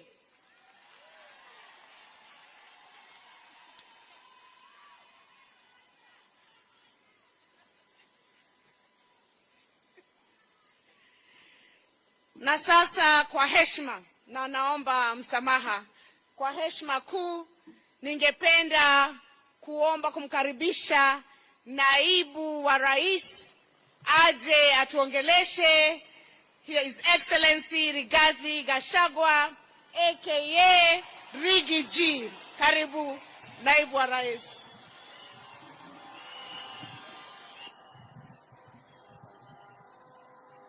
Asante sana gavana wetu, Mheshimiwa Rais wa Jamhuri ya Kenya, kiongozi wetu Daktari William Samoei Ruto, magavana wetu, mawaziri, akina mama, kwa siku hii ya kimataifa ya wamama hoi, atumia itu muriega, muriaro, Ngai nĩ mwega, na hĩndĩ ciothe, Ngai nĩaiciarĩra Mwathani agocwo. Wamama, Happy New Year, Happy International Women Day. Hapo msitasita kidogo, Kiingereza ni kali lakini ni sawa. Mimi Mheshimiwa Rais nafurahi sana kufika na wewe hapa kwa hii sherehe ya maana sana kwa mama wetu. Rais wetu, hawa wa mama ndio Kenya. Hawa ndio wenye uchumi wa Kenya. Hawa ndio wenye elimu ya Kenya. Hawa kina mama ndio wanasongesha taifa yetu mbele. Na Mheshimiwa Rais, sisi tukitembea, ukifika kwa shule siku ya Parents Day, 90% wa mama wako pale. Ukifika kanisani, kuanzia pale kwa kwaya, kwa ashas, wale wenye kuchukua matoleo, wale wanaaminika ni wamama. Ukifika kwa matanga, ile kamati ya kushughulikia, treasurer ni mama. Ukifika kwa kupanga harusi, treasurer ni mama. Mtu wa kuaminika Kenya hii ambaye hawezi kuchukua kitu ya mtu mwingine ni mama. Na rais, hata kwa uongozi wako, ukweli usemwe tukiwa hapa Embu, walioshikilia wewe kabisa rais, wakakuombea, wakasimama na wewe ukiwa na matatizo mengi, ni hawa akina mama wa Kenya. Na sisi akina mama tunawatambua, tunawaenzi. Na mimi nataka kuomba akina mama muendelee. Na sisi kama viongozi, kama wanaume, kazi yetu ni kushikilia wamama. Kwa sababu hiyo ndio kazi yetu tumepewa na Mwenyezi Mungu. Kazi yetu ni kulisha wamama na kuwachunga. Na tukishindwa wanajilisha. Sina kuwaga namna hiyo. Hao wamama ni waajabu, Your Excellency. Na maboma yetu, ile maboma yote imesimama vizuri, ni akina mama wamesimamia. Na hata wale hawajapata yule wanaelewana kukaa na yeye, pia wanasimamisha boma. Na wanasomesha watoto. Na kwa hivyo sisi tukifika hapa na rais tunasema hongera, pongezi ya kina mama. Sisi na rais tunamtambua na ni jukumu letu kumsaidia. Na vile gavana amesema, rais wetu, sana sana mambo ya maji tujaribu kusaidia wamama. Kwa sababu hawa wamama wakiwa na maji, alafu wakuwe na kitu kwa mfuko, hata hawazeeki. Mama ni kibeti na maji. Kati huo, mwina kidogo kwa mukuraga. Unajua rais, hawa kina mama ni waajabu. Hawa wakiwa wamekaa vizuri, na ndio rais vile umepanga hawa kina mama waweke kitu kwa mfuko. Tunataka hawa kina mama wakiwa na kitu kwa mfuko. Kahawa imelipwa mzuri, makadamia, avocado, muguka. Mama akuwe na kitu kwa mfuko. Bwana yake ampatie shilingi 3,000 kwa sababu ya kumpenda, bila kumwambia ataitumia na njia gani. Kwa sababu saa hii rais, mzee akipatia mama hata 1,000 anahesabu mpaka change. Kwa sababu hakuna pesa nyingine kwa hiyo boma. Na hiyo giri moja ndio inafanya kunakuwa na mfurutano. Sisi tunataka hawa kina mama wetu wapate kitu kwa mfuko. Hata hawa wajitengeneze, wakae vizuri. Ndio ile mama wanavaa kitambaa ni siku tu ya sherehe ya kanisa. Ile ya Women's Guild, Mothers Council, CWA. Siku hizi zingine mugathio ranyu mugekerwo kinyungu ikarugwe karuga maega mugathakara. Katiguo ugacoka ukoya ngiri ukaingira kwa mwendia wa ndugu ukamwira we mwendia nyita ngiri ino rehe kigura na kiria gitagwo kinyau ona ni njikare wega. Hivyo ndivyo tunataka akina mama wetu wakae. Kwa hivyo rais, sisi tunataka kusema chini ya uongozi wako mambo ya kahawa imeanza kuwa nzuri, bei imeanza kupanda. Mambo ya majani chai tulipata bonus imeanza kupanda. Maziwa rais wetu umesema kuanzia mwezi huu wa March kwa new KCC ni 50 kwa lita. Mambo ya makadamia ilikuwa mbaya sana rais, na wewe ukatoa agizo kwa waziri wetu wa biashara na sisi, na tukaketi chini na kuangalia ile maneno ilikuweko. Ni vile governor wetu wa Iguru anasema ilikuwa 30. Sasa imepanda, kwingine ni 90, kwingine ni 100 ikiendelea mbele. Hata wiki nakuja siku ya Jumanne nitakuwa nimeketi na watu ya avocado pia, tukijaribu kuangalia ile mikakati tutaweka ndio pia bei ya avocado iweze kuendelea mbele. Rais wetu ukituongoza ulituagiza tuangalie mambo ya pombe. Watu ambaye wamehangaishwa na pombe, ile sumu ile ya kuua watoto ni hawa mama. Imekuwa vijana wamekunywa pombe ile mbaya, wamelala kwa mitaro, mamboma imeangamia, tumekosa watoto, tumekaa kama nchi imepotea. Na rais umetuagiza tuweke mikakati, na serikali wiki hii chini ya uongozi wako imetangaza mipango kabambe ya kuondoa sumu katika Jamhuri ya Kenya. Wale wote watu walikuwa wanatengeneza sumu na kuuzia watoto wetu, hizo factory zote tumefunga, na polisi wameagizwa zile mafactory ambaye ni ya ukora haina leseni wasifunge na kuharibu hiyo mitambo ya kutengeneza sumu ya watoto wetu. Na tunaomba governors na viongozi mtuangalilie hao maofisa, tumewapatia siku 10 kumalizana na hizo mafactory ambaye ni illegal. Mtuangalilie, governor Iguru, governor says mtuangalilie. Mkiona hao officers wetu bado chukua ile hatua inatakikana mtueleze. Lakini nikiwa hapa katika magavana katika eneo hili, huyu governor Karinda na huyu governor wa Iguru, kwa hii maneno ya pombe walikuwa mstari ya mbele, hawaogopi hiyo watu. Wanaume wengine walikuwa wanatishwa na hii watu, wanaweka mguu hapa katikati ya mguu. Lakini hao magavana wawili, hata nilikuwa nimesema waume watoe longi wapatie, kwa sababu hawa ndio wako shujaa. So pia tunataka tuseme tusaidiane ndio tuweze kurudisha vijana wetu kwa laini, lakini hatusemi ati pombe inaharibiwa, hapana. Nyinyi kama mko na ile pombe nzuri imekubalika, muende muuzie ile wanataka kukunywa. Lakini ile sumu hiyo hatuwezi kubali haribu watoto wetu. Kama mko anatuetekelie.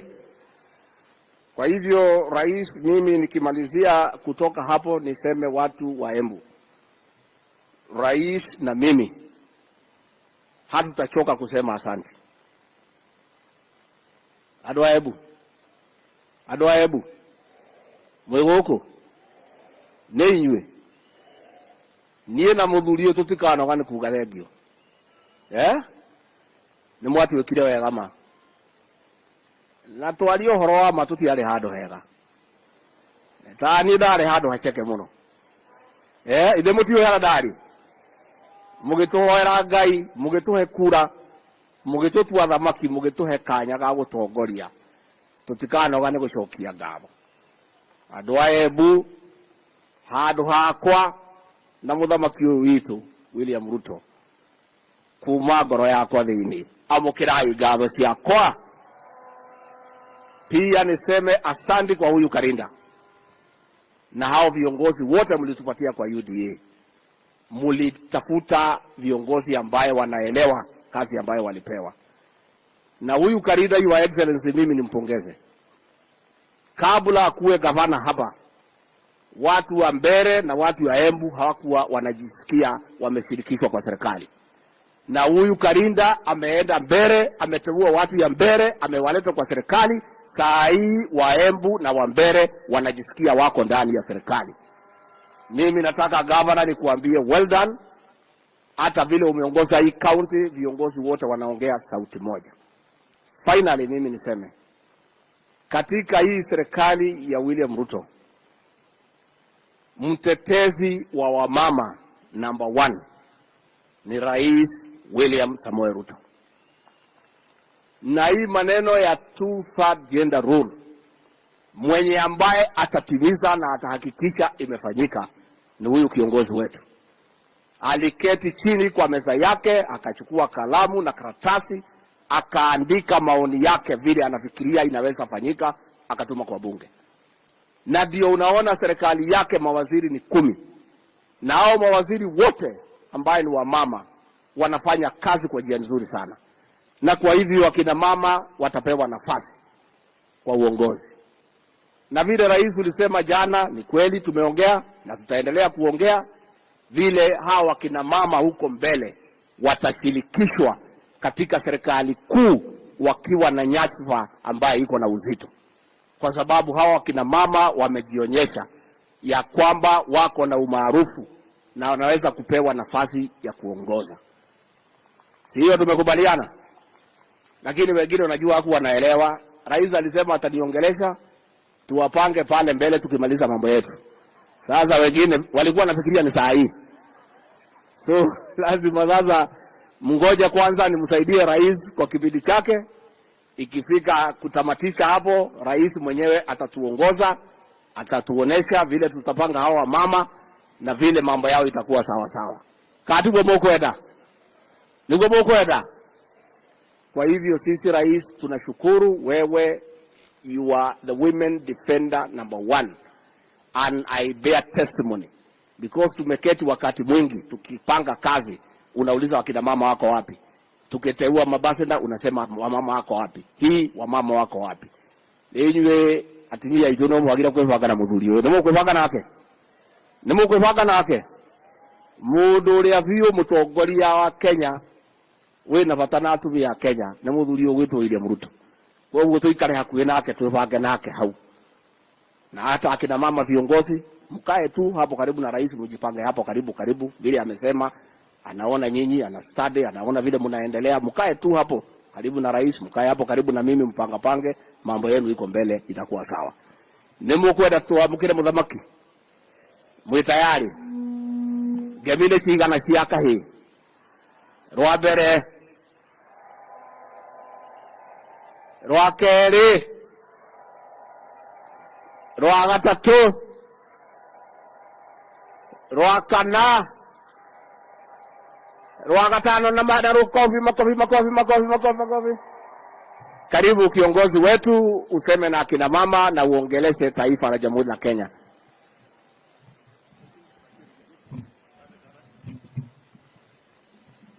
Asante sana Bwana Deputy President, tafadhali tunaweza kuketi chini. Asante sana.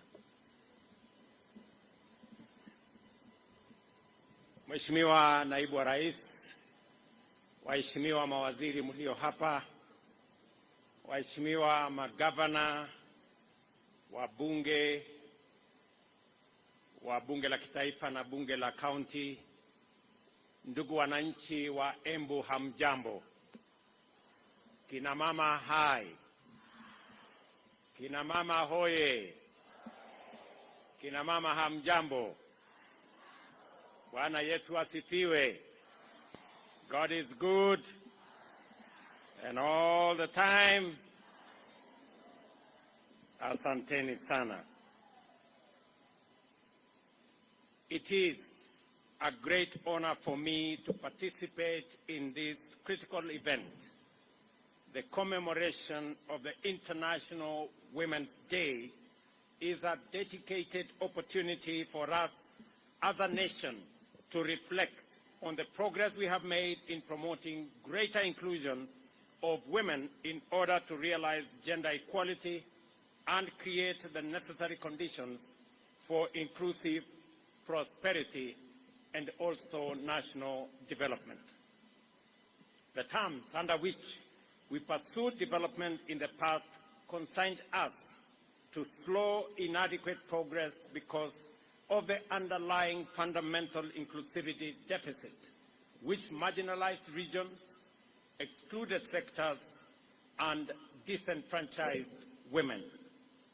Not only did the majority of our people end up poor and deprived of opportunities to change their prospects, but structural and systemic discrimination also guaranteed that women inevitably fell among the most vulnerable people in our society.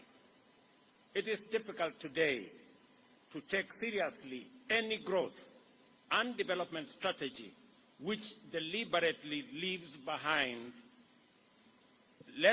everyone, let alone 50% of our communities and national family. Yet we realize with clarity that historically this is what happened with all development initiatives which did not proceed on the basis of inclusivity and equality. Unemployment in general denied women the opportunity to participate in production, and through archaic institutions which denied women equality, women who worked hard were deprived of the fruits of their contribution and labor. As a result, we were not only marginalized, but also perpetually vulnerable to much greater exploitation, violence, insecurity, conflict, ill health, and every other adversity to which our societies were prone. Even today, there are many parts of our country where the mental image of wealth, power, and status is still male, while that of poverty and suffering is female. It is highly self-contradictory for a society to rapid economic development while sustaining structural conditions which exclude half of the people, and yet that is exactly what failure to implement full inclusion of women and gender equality does. Under Article 10 of our Constitution, it requires us to observe and actualize human dignity, equality, social justice, inclusiveness, non-discrimination, and the protection of the marginalized as national values and principles of governance, which must define both the process and outcomes of every economic, social, cultural, and political endeavor. Under Article 27(3), the Constitution stipulates that women and men have the right to equal treatment, including the right to equal opportunities in political, economic, cultural, and social spheres. To ensure that inclusion remains at the agenda of national renaissance, the Constitution mandates the state to take legislative and other measures, including affirmative action programs and policies, to redress any disadvantages suffered by individuals or groups because of past practices. More specifically, these measures should implement the principle that not more than 2/3 of members of elective or appointive bodies shall be of the same gender. Our blueprint for radical national transformation must therefore be underpinned by the imperative to facilitate the full engagement and robust participation of women in every dimension of our development agenda.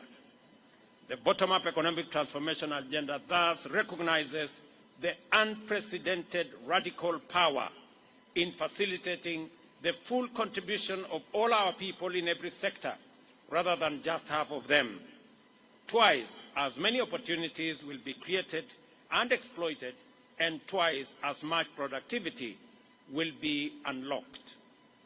In our plan, we recognize the need to change the prevailing conditions and situations where female participation is key in key economic sectors remain minimal, with a vast majority of those women who participate being consigned to low-income employment and enterprise and under poor working conditions.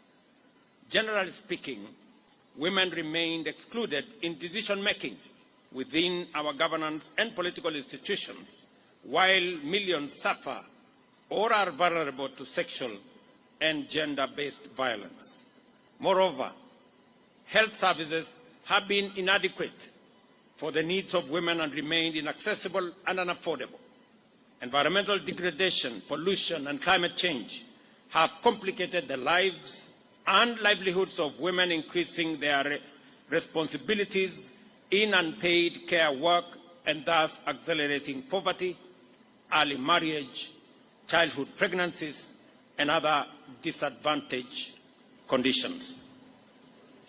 Through highly intentional interventions, our bottom-up economic transformation agenda prescribed a pathway to transform the conditions, contributions, and participation of women in national development by deliberately eliminating every cultural, political, social, and other excuse for treating women unjustly. To achieve this, we recognize that we would have to direct unprecedented levels of investment to promote inclusion and affirmative action in socio-economic sectors. Specifically, we undertook to provide financial inclusion and capacity building for women through interventions like the Hustler Fund in women-led cooperative societies, chamas, merry-go-rounds, and table banking initiatives, and to take measures to protect them from predatory lenders. We've also resolved to be highly intentional, as I was requested here by the women rep of Embu County, in actualizing the constitutional gender inclusion principle, or the one-third rule, through various strategies, including at the party level and policy levels for elective representative positions in Kenya. Our agenda also committed to confront the issue of violence against women more directly, including through the deployment of increased personnel at the gender desks in our police stations and enhanced funding for the anti-female genital mutilation campaign, as well as upholding the dignity of girls and women, especially in learning institutions, by providing menstrual hygiene products free of charge. The impact of this investment has been radically transformative. As I explained yesterday, during the launch of the G7 caucus strategy, women have remained consistent in the uptake of various financial inclusion funds. And at the same time, we have disbursed 942 million to 1.4 million women who are members of 53,000 women groups and that are already accessing affordable financial facilities through the Women Fund.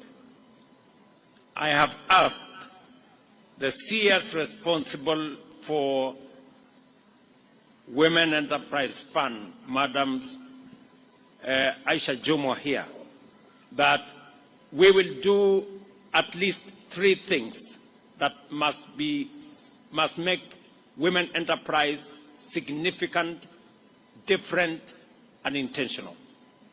Number 1 is to eliminate the requirement for collateral when women are borrowing money from Women Enterprise Fund.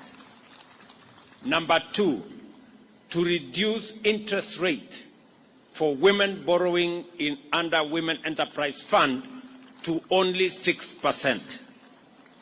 And number 3, that we are going to enhance the money as the ministry works on eliminating and structuring the fund so that we can reach more women in Kenya.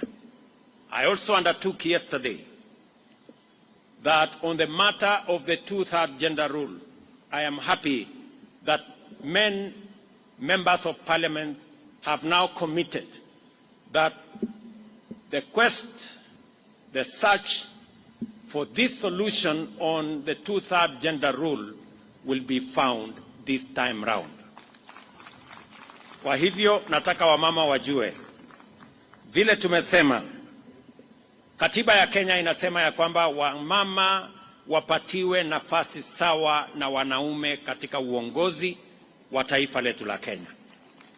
Na sababu hiyo tumekuwa tukijaribu kubadilisha katiba ndio kina mama wapate nafasi yao katika uongozi wa taifa letu la Kenya. Nataka niwaambie kina mama ya kwamba niliandika taarifa kwa bunge letu la Kenya kuwashawishi ya kwamba hii changamoto tumekuwa nayo, mambo ya katiba ambayo tulipitisha ya kuwapatia kina mama nafasi yao ya uongozi katika Kenya. Jameni, safari hii tuungane sote, kina mama pamoja na wanaume, kubadilisha sheria yetu ndio kina mama wapate nafasi yao ya uongozi katika taifa letu la Kenya. Mimi nataka niwatangazie wakina mama ya kwamba leo baadaye nitapokea taarifa kamili kutoka NADCO, na moja wapo ya sehemu muhimu zaidi katika hiyo taarifa ni mambo ya 2/3 gender rule, na tumeamua kama serikali na kama chama kuhakikisha kwamba bunge letu kupitia kwa parliamentary group and all the other structures that we have, ya kwamba tutapitisha jambo hilo na kina mama watachukua nafasi yao ya uongozi katika taifa letu la Kenya. Vile vile nataka niwatangazie kina mama hapa kwamba leo asubuhi, kwa sababu ya heshima ya kina mama wa taifa letu la Kenya, leo asubuhi nimewapatia kina mama 10 kuwa mabalozi wetu katika nchi mbalimbali ya dunia, na vile vile kuwapatia kina mama wengine 6 deputy ambassadors kama pia heshima ya siku hii ya International Women's Day. And I am saying this as part of the celebration of this International Women's Day in Embu. This morning, I have appointed 10 more women as ambassadors in different parts of the world, and another 6 deputy ambassadors in recognition of the contribution of women to the leadership of our nation. Vile vile, ningependa kuwaambia kina mama hawa, kina mama viongozi, imesemekana pale nyuma kwamba ile kazi mwanaume anaweza kufanya, mama anaweza kufanya zaidi. What men can do, women can do better. Na mimi ni shahidi, kwa sababu baraza letu la mawaziri, kwa ile kazi ya muhimu 5 ambayo tumeweka katika manifesto yetu, kina mama hawa wanaongoza katika nafasi 4 ya manifesto yetu. Mimi nataka niwaulize kina mama, kwa sababu niko hapa Embu leo. Nilikuja kuanzisha mpango ya housing hapa Embu, na nitarudi hapa. Nishakubaliana na viongozi wa Embu ya kwamba nitarudi hapa kabla ya mwisho wa mwezi huu. Nitakuwa hapa Embu tena, kwa sababu ile kazi ya housing ambayo nataka kina mama waelewe ni nini tunafanya ili kuwapa kina mama wa taifa letu la Kenya nafasi sawa ya kujisimamia, kujiendeleza na pia kuchangia katika kuendesha taifa letu la Kenya. Ya kwanza ni mambo ya housing.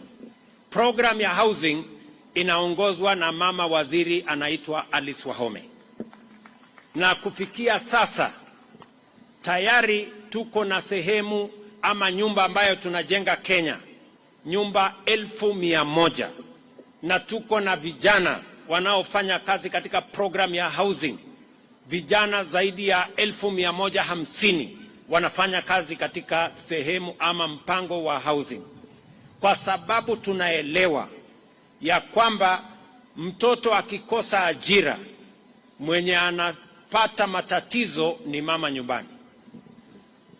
Mzee akikosa kazi, mama anazumbuka, kwa sababu kisirani yote ya kukosa kazi inaelekezwa kwa kina mama.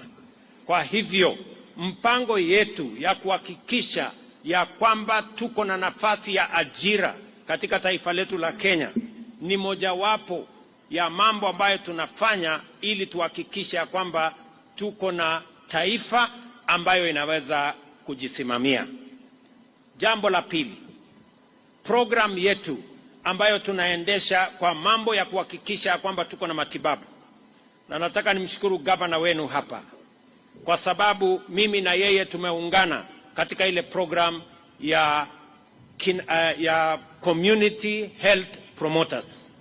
Hapa Embu muko na community health promoters zaidi ya 1500. Hawa wote wametambulika na huyu mama Ses Mbarire, na mimi nimempatia equipment ya kuhakikisha ya kwamba wanaweza kwenda kusimamia mambo ya matibabu katika kila kijiji. Vile vile mama mwenzake anaitwa Susan Namkumicha, ndiye anasimamia afya katika taifa letu la Kenya. Na nimesikia hapa kina mama wakisema mtoto akiwa mgonjwa, mama ndio daktari. Mzee akiwa mgonjwa, mama ndio daktari. Mama mwenyewe akiwa mgonjwa, pia yeye ni daktari. Na kwa sababu hiyo tunataka kurahisisha kazi ya wamama kushughulikia matibabu katika taifa letu la Kenya. Na ndio sababu hiyo tumesema tunafanya mambo manne ya muhimu, na ndio tumebadilisha sheria. Tuko na sheria mpya. Ya kwanza ni kuhakikisha ya kwamba matibabu inapatikana katika kila kijiji kupitia kwa community health promoters. Ya pili ni kuhakikisha ya kwamba bima ya afya inapatikana kwa bei ambayo kila mwananchi anaweza kufikia. Wale mlikuwa mnalipia shilingi 500, mmesikia tutapunguza ikuje shilingi 300. Na wale ambao hawana uwezo kabisa, kwa mara ya kwanza, wale ambao hawana hata hiyo 300, kwa mara ya kwanza tumesema tutawalipia kama serikali ya Kenya. Ndio kila Mkenya aweze kwenda hospitali, atibiwe na aende nyumbani bila ya kuulizwa pesa yeyote.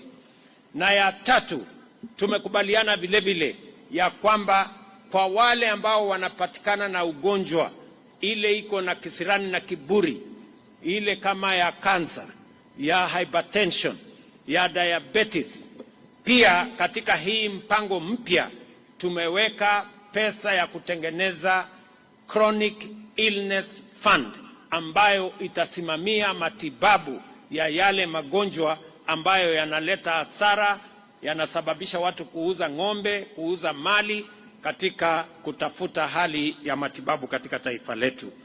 Mimi nataka niwaeleze kina mama wetu wa Kenya ya kwamba katika harakati hiyo yote tunataka kuhakikisha kwamba taifa letu, hasa kina mama, wanapata nafasi ya kutosha ya kusaidiwa, ili majukumu ambayo mumeeleza hapa. Nimesikia Cecily amesema majukumu yenu ni mingi. Naanza asubuhi, tayarisha watoto, tayarisha mzee, saa 6 jioni, hata amesema kuna kazi nyingine ya saa 6 ya usiku. Sasa hajatueleza hiyo saa ya saa 6 ya usiku ni gani. Na kama ni ile mimi ninajua, nataka niwaambie wazee pia, tafadhali mubadilishe style, ndio wamama wasikuwe na kazi ngumu. Si ndio? Wanaelewa vile nimesema. So kwa sababu majukumu yenu ni mengi, mimi nataka tukubaliane vile tutasonga mbele kama taifa. Vile vile kina mama, kama hakuna chakula, mama ndio mwenye kuulizwa. Na ndio sababu hiyo pia katika mpango yetu tumesema kuzalisha chakula itakuwa kazi yetu ya kwanza na ya muhimu. Na mimi nataka niwashukuru wakulima, hasa kina mama, kwa sababu wengi wa wakulima ni kina mama. Mwaka huu kwa mapenzi ya Mungu tumeongeza chakula kwa sababu Mungu ametusaidia mvua, na tumekuwa mpango ya kuhakikisha kwamba mko na mbegu, na tumepunguza pia gharama ya mbolea. Mimi nataka niwaulize kina mama wa Kenya katika ghafla hii ya kwamba tena tumeweka mpango kamili ya kuzalisha chakula Kenya. Ndio kazi yenu ya kulisha familia zenu iwe kazi rahisi, na ndio sababu hiyo tumeweka mpango kamili. Mwaka huu tutaongeza ile mbolea itapatikana hadi makunia milioni 6, na ile bei ambayo ilikuwa 5,000 6,000 vile mnajua tumepunguza, imekuja shilingi 2,500. Na mwaka huu ama mwaka uliopita, kwa mapenzi ya Mungu, mazao yamepatikana kwa wingi na chakula imeanza kupatikana kwa njia ya urahisi. I want to ask farmers, especially our women, because they are the backbone of our agriculture, that this time round we double our efforts. We have made arrangements on how we are going to ensure that our agriculture expands, our productivity expands. We are going to deliver more seed, affordable fertilizer, and support farmers so that we can eliminate the shame of hunger in our country. Nataka vile vile niwaeleze kama kina mama wa taifa letu la Kenya kwamba katika harakati hiyo pia mama mmoja hapa nimemtuma apange ajira ya vijana wa Kenya kule nchi ya nje, na tuko na hiyo mpango. Leo asubuhi nilikuwa na mkutano mkubwa ya kupanga vile ajira itapatikana kwa mitandao, tuhakikisha kwamba digital jobs become a reality. And I want to ask our girls and our women to focus their attention on the opportunities that we have for employment so that they don't become vulnerable to vices of early pregnancies and also other vices. And I want to commit that the government of Kenya, we are going to mobilize every resource to protect our girls, to protect our mothers, to protect our wives, to protect our women, and to protect our daughters. Tutahakikisha ya kwamba kina mama wa taifa letu la Kenya wasipatikane mahali ambapo kuna watu wanataka kuwatumia kwa njia ambayo sio nzuri. Mimi nataka niwaulize vile vile kwamba kina mama tusaidiane, wazee tusaidiane. And I want to ask the women of Kenya to listen to me. As we believe in you, the women of Kenya must believe in themselves. It begins with women believing in themselves. And we will work, we will do whatever we can to support women. But I must say to the women of Kenya, you must start by believing in yourselves. That way you can make progress, and together we can make progress.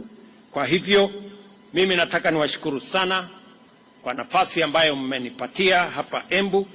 Mimi nataka mjue ya kwamba sisi wote, hasa viongozi hawa kina mama walio hapa leo, ambayo tunawaenzi, tunawapenda na tunawatambua, hawa magavana 7 ambao wamepatikana, mimi nataka niwaulize kina mama, kwa mapenzi ya Mungu tunataka katika awamu inayokuja ya 2027 tupate kina mama magavana 24 waweze kusimamia mambo ya maendeleo katika taifa letu la Kenya, kwa sababu ile kazi kina mama hawa magavana wanafanya imedhihirika wazi kwamba wanaweza kuendesha mambo ya county kwa njia na taratibu inayofaa. Vile vile nimesikia vile gavana wenu wamesema hapa kwa mambo ya upishi ama mambo ya kutafuta vile ya kutafuta vile tunaweza kupunguza mzigo wa kutafuta kuni na kufanya kazi hiyo ingine, mambo ya gas, mambo ya electricity. Mimi nitangaze hapa ya kwamba mwaka huu tumerudisha ile mpango ya last mile connectivity, kupeleka stima kwa manyumba ya wananchi.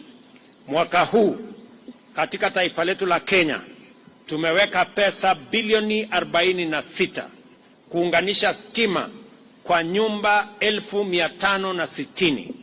Hapa Embu, we are going to run that program, and it is our intention to connect more households to electricity so that we can make it easier for women to be able to discharge their responsibilities, to have their homes in situations that are proper, and for us to work together as a community.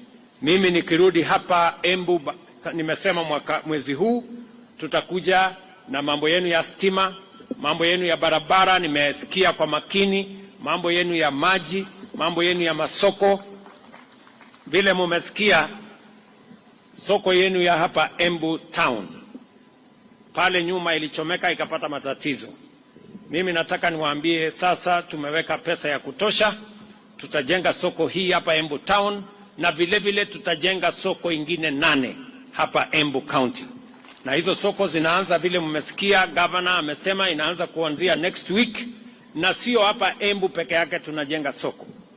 Mimi niliahidi mama mboga atafanya kazi mahali kuna heshima, mahali kuna stima, mahali kuna maji, na mmesikia hata kama umepata mtoto, hizi soko tunajenga unaweza kwenda na mtoto kazini. Kutakuwa na mahali mtoto anakaa, wewe ukiendesha na biashara yako. Kwa hivyo tunajenga soko mpya 500 katika taifa letu la Kenya, 8 zikiwa katika Embu County, kwa sababu it is a commitment we made to women, especially traders, especially women in the Republic of Kenya. Kwa hivyo tutashirikiana hivyo. Mimi nataka pia niwaulize kina mama, mkisikia tunaongea housing, nyumba ama boma ni ya mama ama ni ya mzee? Nyumba ni ya nani? Si ni ya mama? Mkisikia tukisema mambo ya housing, ni kwa sababu tunatambua nyumba ni ya mama. Na katika hii program tuko nayo, tunataka kila mama aweze kununua nyumba. Tumeweka hata nyumba ya shilingi 3,000 kila mwezi, kuhakikisha kwamba hapa mjini inapatikana nyumba mama mboga anaweza kununua, mtu ya bodaboda anaweza kununua. Pale nyuma ilikuwa lazima ukuwe tajiri, lazima ukuwe na kazi kubwa ndio uweze kununua nyumba. We are making it possible for every Kenyan, including ordinary women and men working in their small businesses, to be able to own a home, because a home is a very critical component of livelihood and of citizenship, because our constitution mandates us that we must, by constitution, ensure that people live in decent livelihoods. Mimi nataka niwashukuru sana. Let us all promote peaceful coexistence, effective communication, and the rejection of violence as a method of resolving disagreements or pursuing objectives, whatever they may be. We must embrace communication, tolerance, and respect for dignity of every person, and do our part as men and women to prevent violence against women. We must live up to the sacred commitment in the preamble of our Constitution to nurture and protect the well-being of the individuals, the family, communities, and of course our nation. For us, at this point in our history as a nation, this must begin with feasible action to protect the dignity, well-being, and security of women, and to invest in their effective inclusion in the economic transformation of our country. Congratulations to all our women in Kenya. Happy International Women's Day and my very best wishes as we forge into the future together as a people. Asanteni sana, Mungu awabariki na tunawapenda sana.